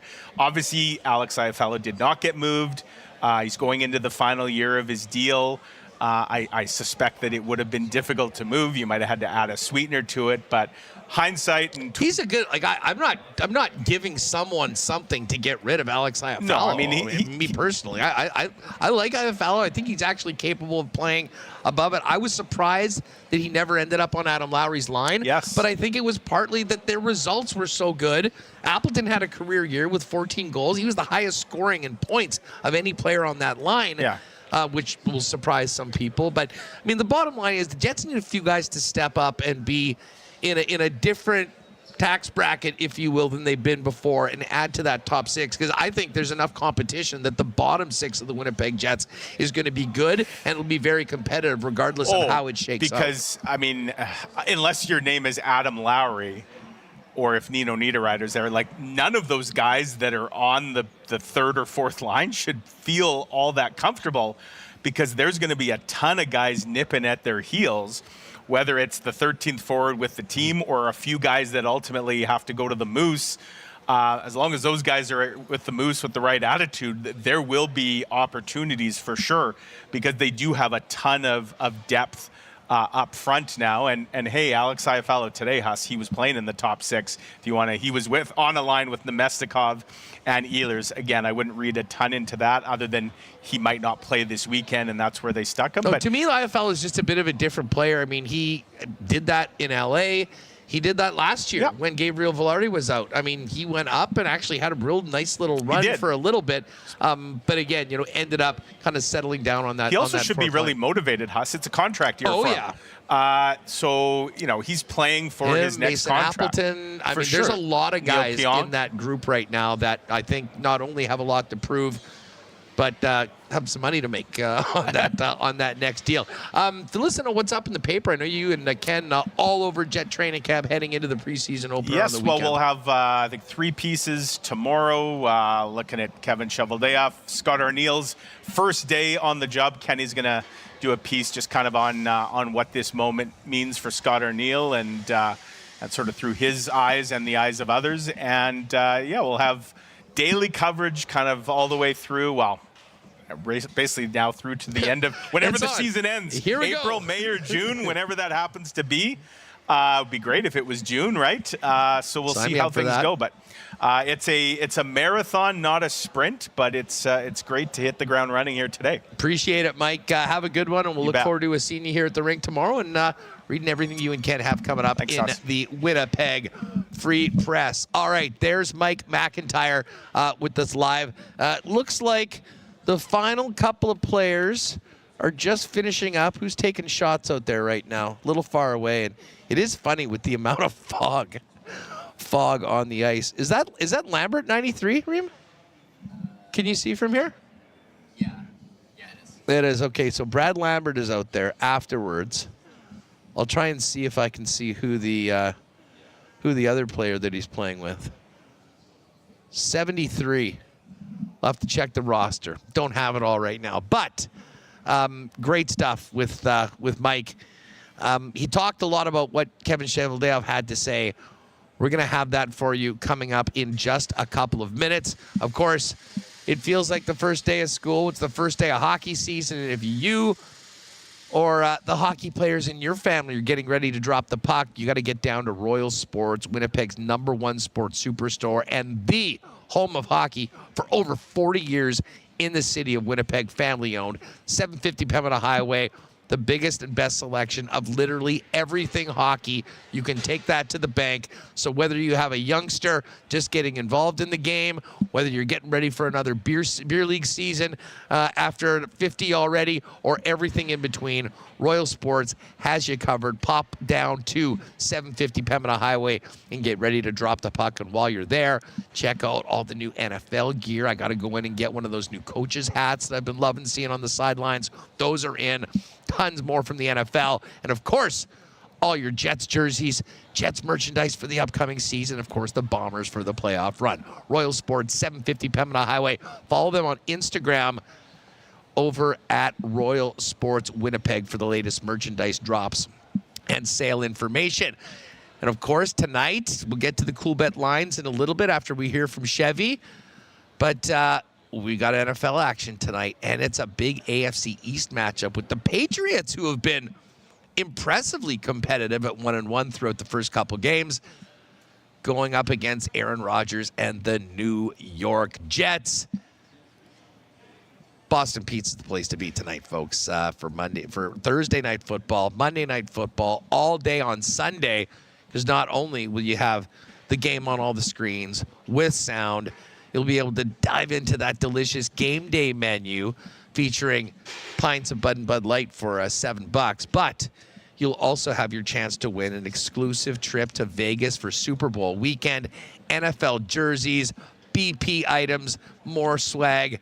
Every night the NFL is on, including tonight for Jets Pats at your local Boston Pete's. And if you're staying at home, you can always order online at pizza.com. And hey, we got 2 more days of live racing down at Assiniboia Downs. We're down to the short strokes Monday and Tuesday next week.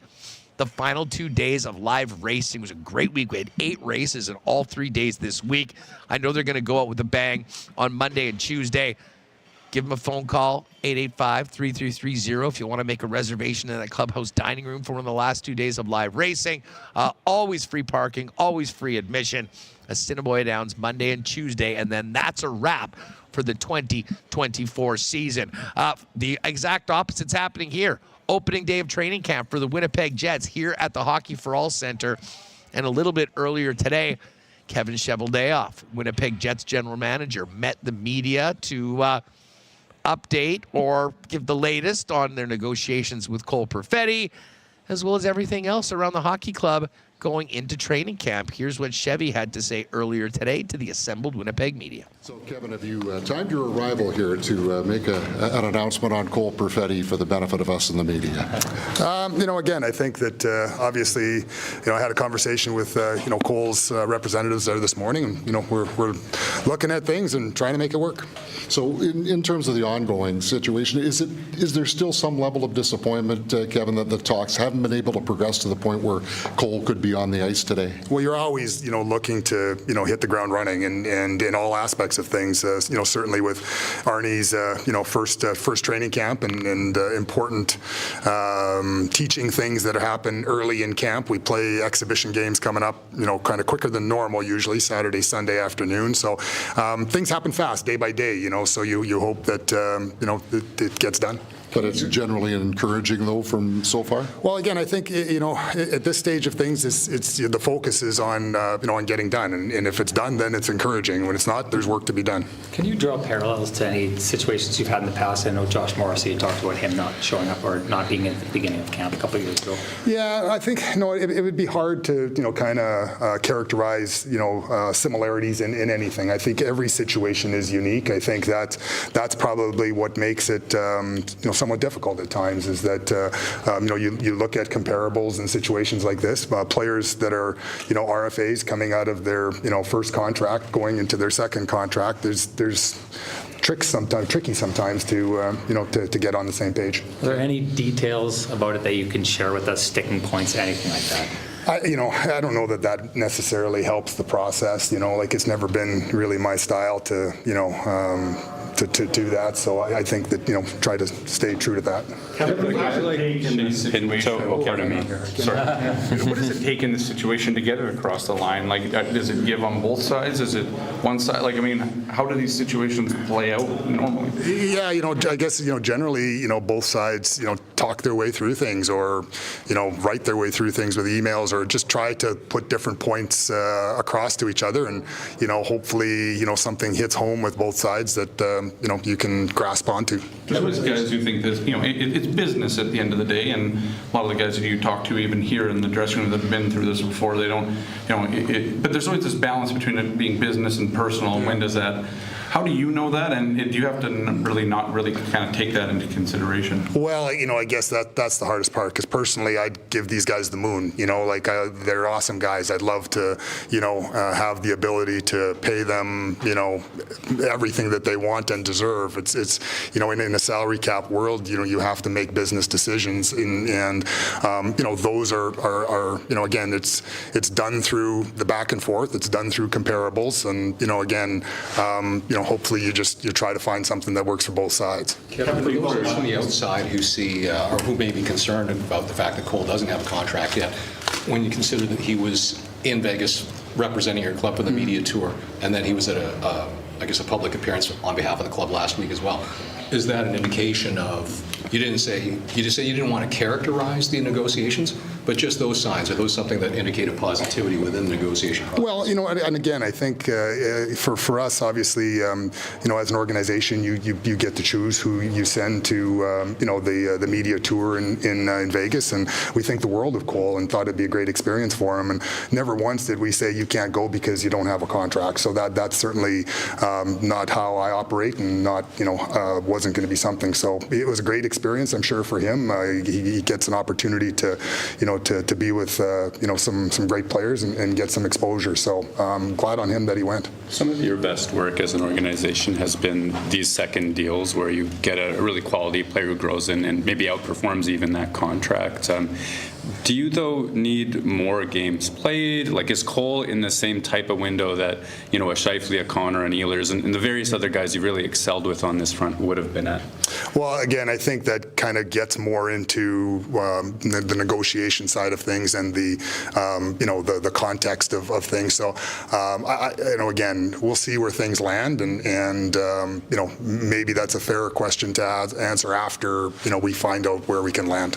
And comparable-wise, that you mentioned sort of the types of contracts that you're looking for to use, like I think a player entering a second contract.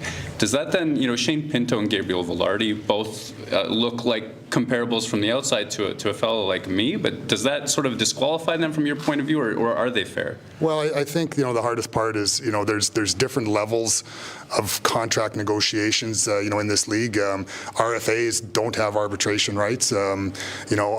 Some RFAs that do have RFAs that coming out of their first contract generally don't have arbitration rights, and that becomes a sticking point sometimes. When players do have arbitration, obviously, and they file, then there's a deadline, and there's a mechanism in place that contracts follow, and you work towards that. Kevin, would Cole have done his medical the other day? I think it's voluntary if an RFA. Yeah, I think he's done part of it. I don't know that he's done all of it. You've had a lot of training camps on your resume. What excites Kevin Cheveldayoff coming into this one? Well, again, the opportunity to speak to the guys, yesterday at our opening dinners is always something that I relish. I'm not a guy that goes and makes addresses to the team. That's the coach and that. So I get an opportunity to speak with them, yesterday, and that's an exciting time. The last time that I would have spoken with the majority of them was at exit meetings last year, and I kind of reminded or rekindled some of those conversations that we had with the majority of the guys, and with respect to the work that they put in over the summer and the commitments that they made to be X% better as an individual, so we can be X% better as a group. And the unique thing is what we did last year, the goods and the bads, and there's a lot of goods. That's in the past, and our focus here right now is obviously step by step. You've got to eliminate 8 teams in the regular season to get to the playoffs, and and then if you earn that right to get to the playoffs, you go from there. So that's the focus that we talked about. That's the excitement level I think that we have. We didn't win last year, and there are going to be naturally there's some changes that always happen, but I think that is the level of excitement that I think that drives you in this game here is can we get better as a group here, and looking at a different way of doing it now. You mentioned in the summer that if you were a young player in this organization, you'd be pretty excited, and talking to some of the young prospects last week, it seems like everybody kind of heard that message. Just from what you've seen so far, young stars and whatnot, how would you say your young players have responded to that challenge? Well, I think a lot of them had a good summer of training. We were able to see them kind of midsummer at the development camp in a lot of cases, and then that's kind of why you have that development camp, is to kind of get a benchmark of where some people are at, and then compare it to them when they get to training camp, see what kind of work's gone on in the summer there, and you can see that a lot of guys have put in some meaningful time. I think it's an exciting time for a veteran on this team too, because there's opportunities to take on different roles. Whether it's an expanded leadership role, whether it's expanded game role.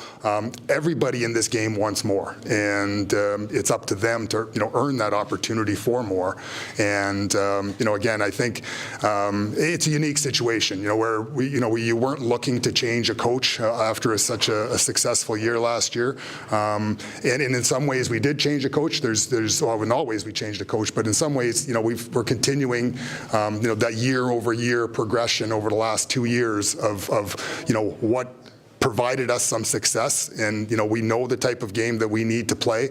And I do think that Arnie's going to bring some real fresh ideas on some of the other areas of the game that can be improved upon. Speaking of the coach, question: was Cole at the opening dinner, the team opening dinner last night? No. Okay. Sorry, Kevin, speaking of the coach, you've known him for a long time. What did you learn about him since he's taken over the head job this summer, watching him work and prepare for the season? Yeah, again, I really believe that, he was able to hit the ground running, with respect to the relationship sides of things. And, just the day over day, talking to him about the conversations that he, have with different players and on a regular basis. He flew out to Calgary to meet with, Scheif, JMO and Laus, and again, just that excitement, just that general giddiness of let's get this going. I think that's the whole coaching staff is there's a different vibe because they're in some ways they're all still kind of learning from each other and going to take best practices from each other. But when anytime you start a new situation, I think that there's that excitement level. So certainly, for those three guys in the room, in the coach's room, there's that level of excitement that you can really tell. You've been around the league a long time and seen coaches getting their second crack at things. What's the biggest advantage? No matter if it's 2 years later or 10 or 11 years later. Yeah, and again. I think that the coaches will tell you it's just how much that they've learned, the delta of what they've learned about themselves. And if they're honest with themselves about their first opportunity or prior opportunity, and most of them are, they grow from it and they learn. They're not coaches. They live obviously in glass houses. So, but they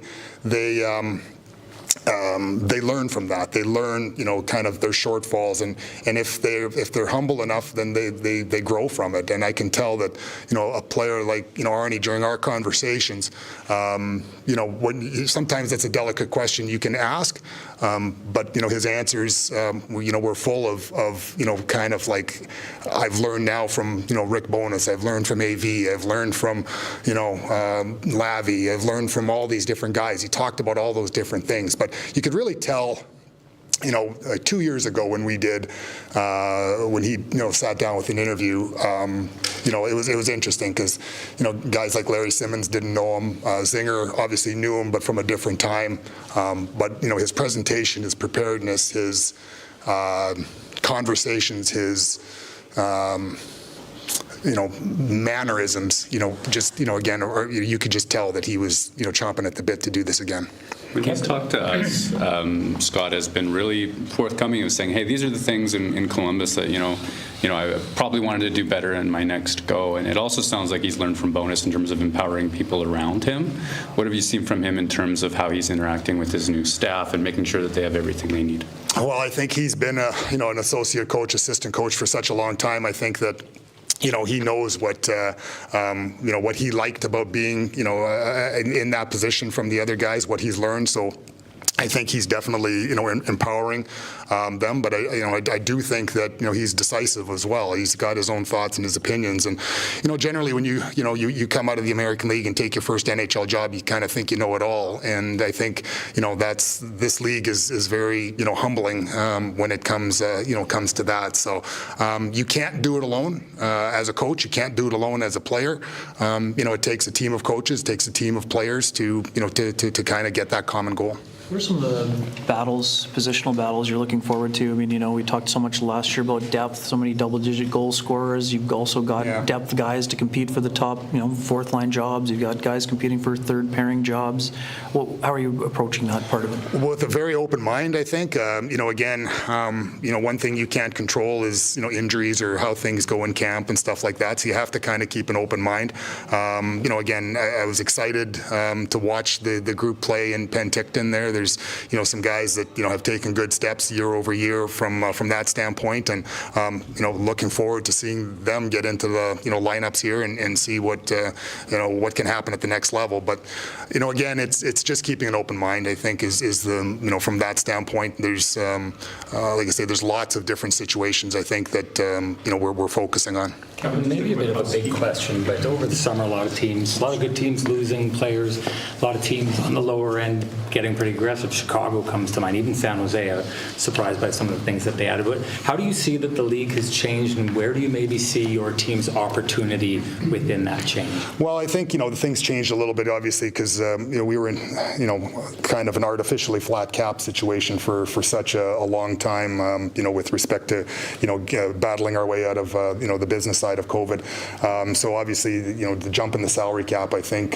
put a lot of money into the market. Obviously, a team like Utah, went into the market, where last year their salaries were on the lower side. So, again, I think it was an interesting time, I think, for a lot of different things. But in our situation, obviously, you have to kind of sit back and take a look at your own, personal situation here. And for us to get better, we need this competition to, from whether it's young guys or whether it's veteran guys taking, the next steps. That's what's important for us in our own organization right now. Whether or not those young players make that jump as it is, I know last year a lot of times if there was injuries, you'd kind of promote from within the lineup and kind of feed, from the AHL at the bottom of the lineup. Do you think that you're getting to a stage, whether they make the team or not, that guys like Chipperkov or Lambert are in a position now to jump up and fill maybe top 6 roles in the case of injury? Well, that's up to them. That's up to them to show that, they're ready. That's up to every player to show that whatever opportunity is earned by them, that they take advantage of it. And so whether you're a veteran guy or a young guy, this is all about the Jets winning. And that's every decision that we have made and are going to continue to make are going to be, about trying to put the Jets in the best, opportunity to win.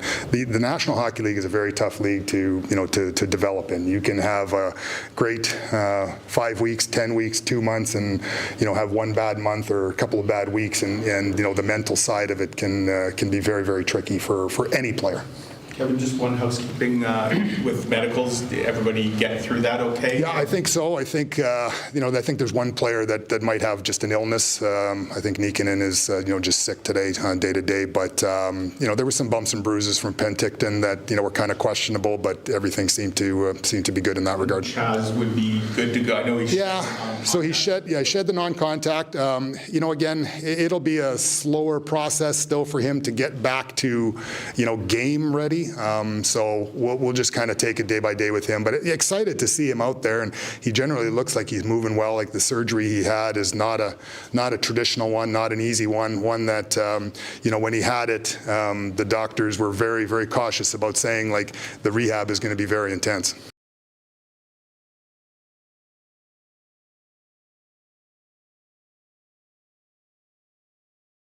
You train day in and day out, learning new techniques, approaching new concepts, and living out the thrill of achieving your goals.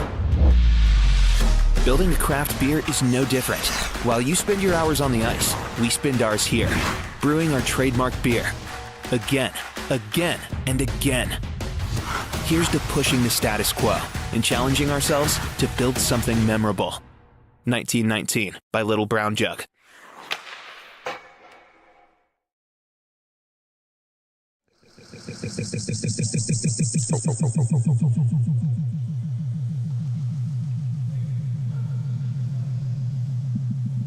What's going on? Major echo right there.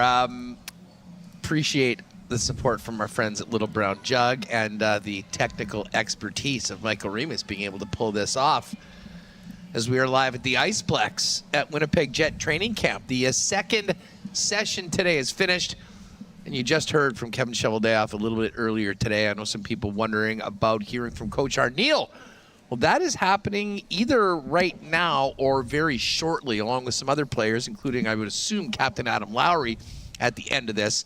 And we'll have that all for you tomorrow early on, as well as more from Winnipeg Jet Training Camps. We'll be live tomorrow, where we'll be set up for FanFest in one of the rinks for Friday and Saturday. But listen, it was an interesting, avail with Chevy. Certainly had the full complement of the Winnipeg media there. Some pretty good battles for next question and whatnot there. Some jockeying among some of the fellas. And obviously cameras How was your arm though from holding that camera for the 15 minutes? Yeah, I can't get into that great of a spot. I was like in the very back, and I had the camera up on a tripod, and I'm holding it up over everyone. And you can tell sometimes I go like look at my phone or something during I'm looking at my watch to see. So that's when the camera moves, and I had to arch my back to look at, make sure it was centered. So it was, look, podcast listeners aren't going to notice anything, but YouTube, it's a lot of hard work. It could have been better. I could have got a spot next to like the TSN or Sportsnet cameras and really set up the tripod so it was stable the whole time. But I'm just not. I don't know. I'm not up there in the TSN Sportsnet hierarchy yet. And the Jets, the Bulldog, they're very good to us. May have to say, Remis is just going to barge in there for Winnipeg Sports Talk and do it. Listen, we weren't going to get any details in the negotiation, obviously. I don't think we'll get any details from the Perfetti side of things either. Listen, we've talked about this for a while earlier in the show. I mean, sucks that he's not here right now. You'll hope that this gets done in the next 48 hours. It would be a shame if Perfetti isn't a part of FanFest here today. And if we're talking about this next week, though, then it becomes, I think, a little bit more concerning, at least in the short term. I mean, at some point, this is going to get done. The onus is on both sides to kind of figure out a way to get this young man back in practice and, skating around with his teammates. Everything else, though, I mean, Perfetti, Cheveldayoff talked about how, high they are on him, and that was why they gave him the opportunity and had him go to Vegas even without having a contract. So it doesn't seem as acrimonious as some. It doesn't change the fact that he is not here. And then I apologize to who it was that asked the question about, I think it might have been Rennie, about young players like Lambert and Chibrikov ready to go in and at least be ready to replace players if needed in the top six. And I think a very important mantra from Cheveldayoff, and you'll hear the same thing from the coaches, well, this is what training camp is, to prove that you are ready to do that. And, every year, last year was Parker Ford that ended up being the last player returned to the Manitoba Moose. All those players are going to have their opportunity probably as early as Saturday night at home to show what they've done over the summer, how far that they've come, and, give the organization some real tough decisions when it comes to cutting down the roster.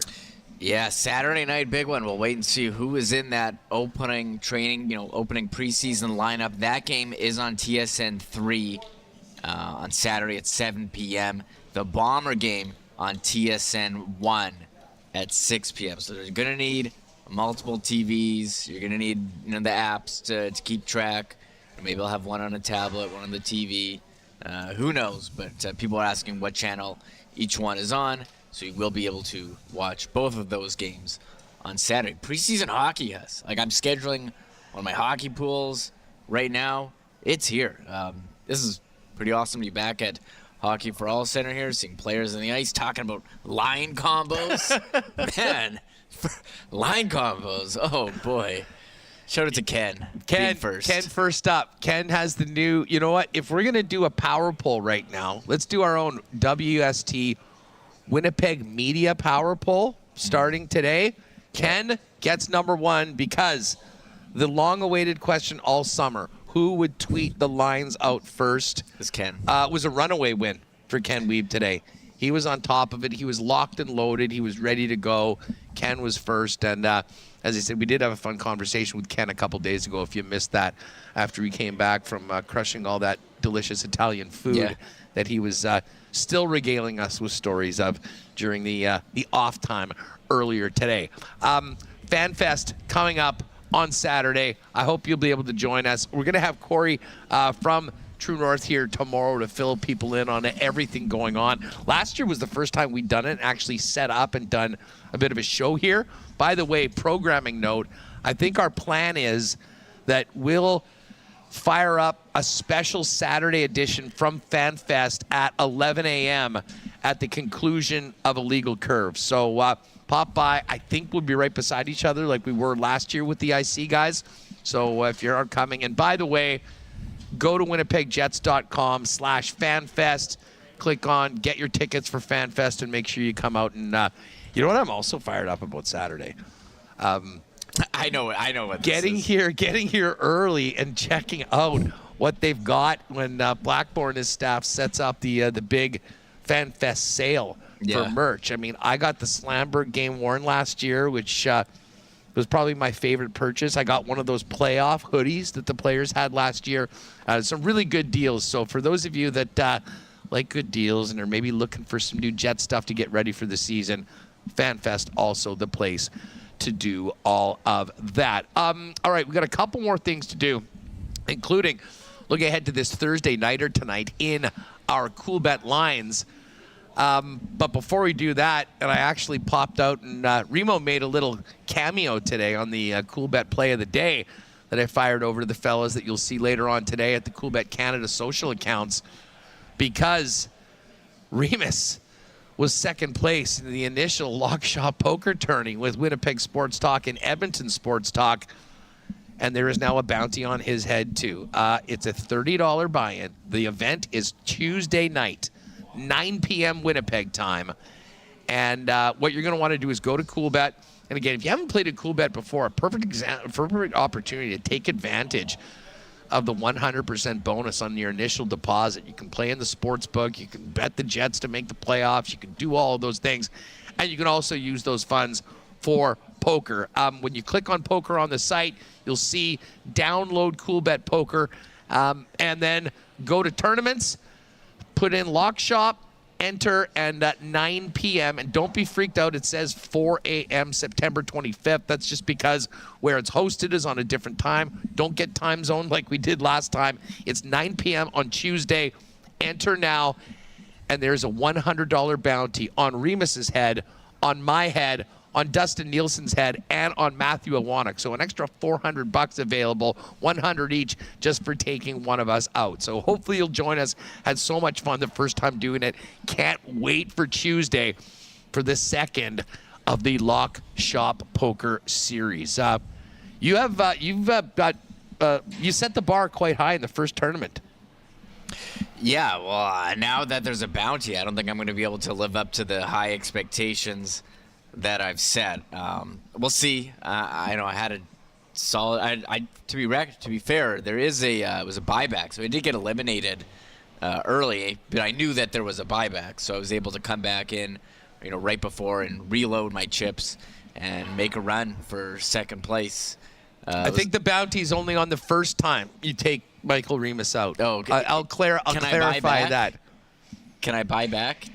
I don't know. That's maybe you're not allowed to buy back because it would be issue. You're going to have to be very, very. It's only after the first elimination, not after a re-entry. Okay. So there you go. You know what? Maybe I'll just go hard, and someone will take me out in the first bid, and then I can go back in and not have that bounty pressure on me. Go head to head against me for at the first table. May the best man win. Well, you know what? We'll see how it goes. The cards kind of they do. Anyways, it was so much fun. Tuesday night, get on over there, download the CoolBet Poker, and then get your entry in for the Lock Shop Poker Tourney. As far as our lines tonight, we're back at it with some NFL football.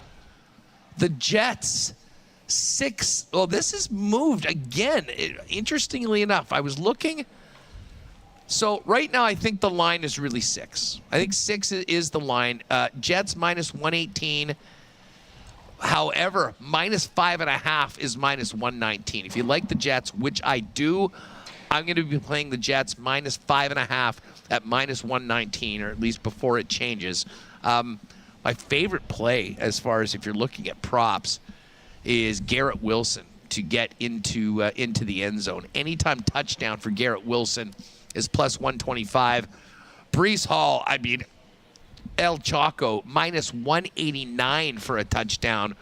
And Ramondre Stevenson. I'm actually looking. Ramondre Stevenson's had such a great start to the year. And I know people were freaked out about the Jets' run defense against the Niners in week 1. I think they really focus on Ramondre Stevenson, maybe force them to run the football. And that number's actually come down. It was 67.5. It's now 64.5. I think I'm still going to be hitting the under on that one. But I like the Jets tonight. I think Aaron Rodgers, hopefully he makes it through the game. First game back at MetLife after 4 plays last year that cost him his season. And again, if you're looking to play the Jets, adjust the line to 5.5. I would. That's what I will be doing at minus 119. Patriots plus 245. Jets minus 270.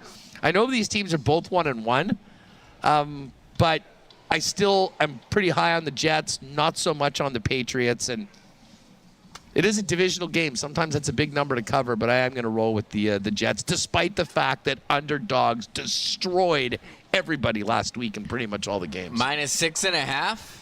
You're taking the Jets? Minus 5.5.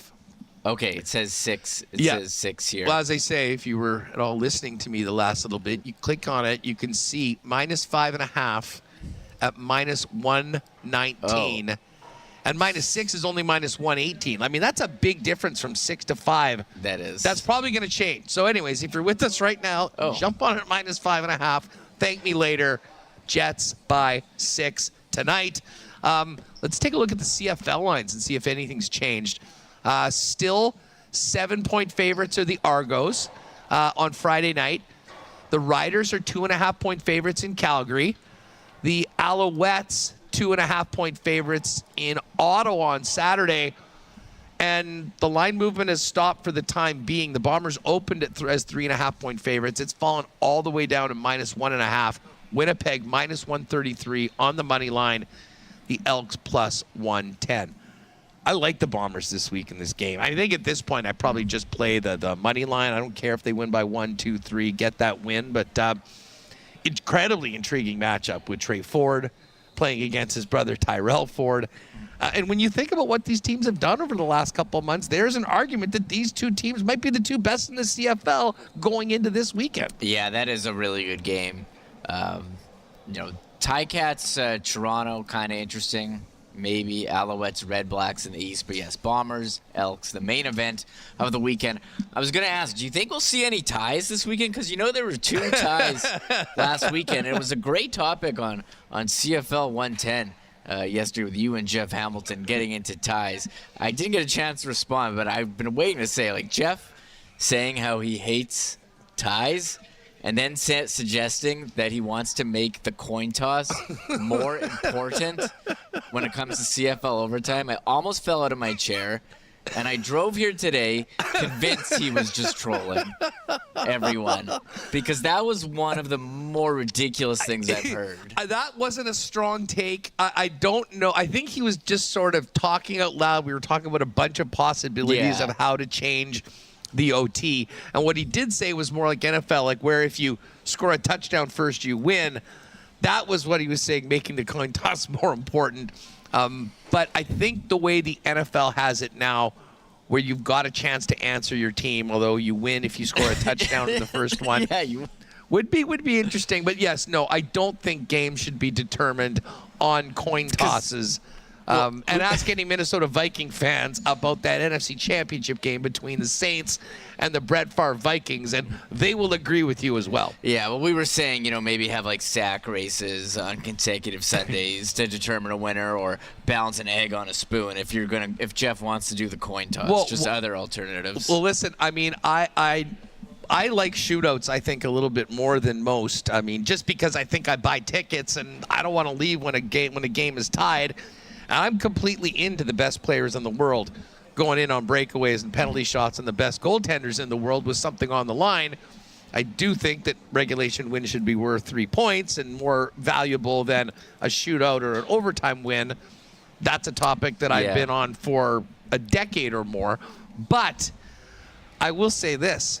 If you, as opposed to a tie, I would love to see, bring the kickers out to 60 yards or 65 yards and see if one of them can make it. And if they both make it, you go further. If neither do, you go closer. It would be a CFL kicking version of a shootout where it just comes down to those two players. I'm kind of joking, kind of not. How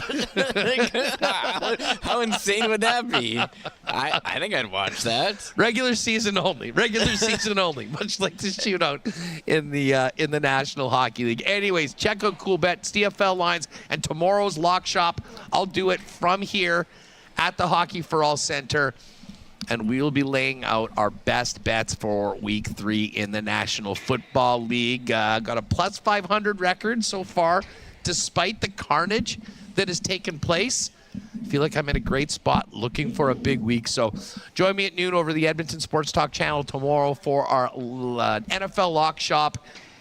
And then 1 o'clock right here for another live episode of Winnipeg Sports Talk from the Hockey for All Center. And then get your tickets at jets.com/fanfest and come on by and say hi in person on Saturday. It was so much fun last year. And this is it's such a great way to be out here to see a bunch of our listeners and viewers, tons of Winnipeg Jet fans, the rest of our pals from the media, and of course the guys that will be following all season long the Winnipeg Jets to get it going. Yeah, it's kind of fun to get out of the house once in a while, Huss. Do it on location. Do it more often. And yes, I've set it up on location enough times now that it's kind of seamless. I know the stuff that we need, so it didn't take me too long. And yeah, we're here having fun. Got to see everyone in person.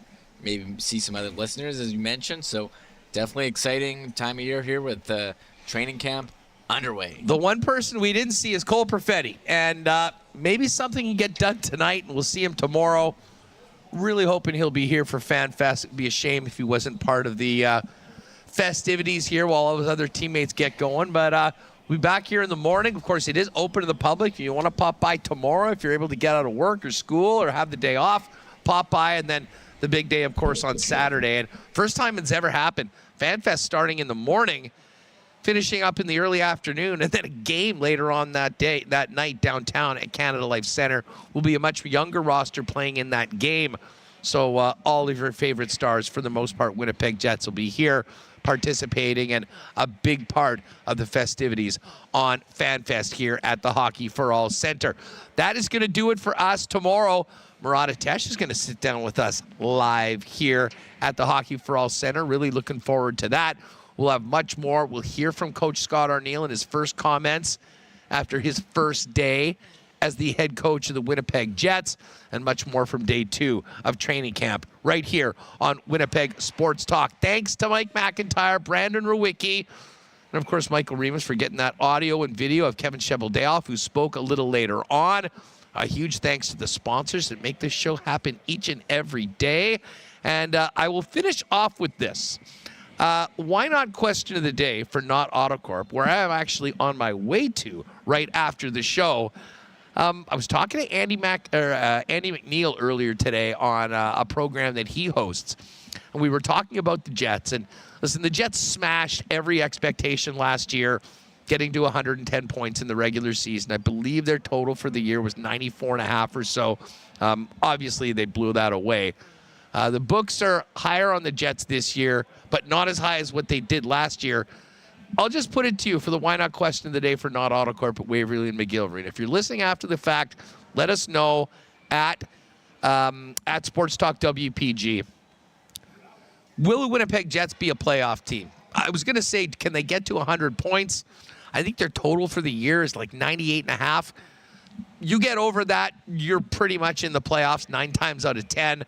So on day 1 of camp, make your predictions right now in the chat and on X. Will the Winnipeg Jets be a playoff team? We won't know for a long time, but we'll have a lot of fun finding out. That's going to do it for us today on Winnipeg Sports Talk. For Michael Remis, I'm Andrew Paterson, live again here tomorrow from the Hockey for All Center, although we will be over in the practice rink setting up for FanFest. Pop by and see us, and have a great night. Enjoy the football game this evening, and back at it tomorrow with a big Friday show live from training camp here on Winnipeg Sports Talk. Thanks for hanging with us, folks. Oh, my God! Oh! Shut it down! Let's go home! Thanks for tuning in to Winnipeg Sports Talk Daily. Make sure to subscribe on YouTube and your favorite podcast feed at winnipegsportstalk.com.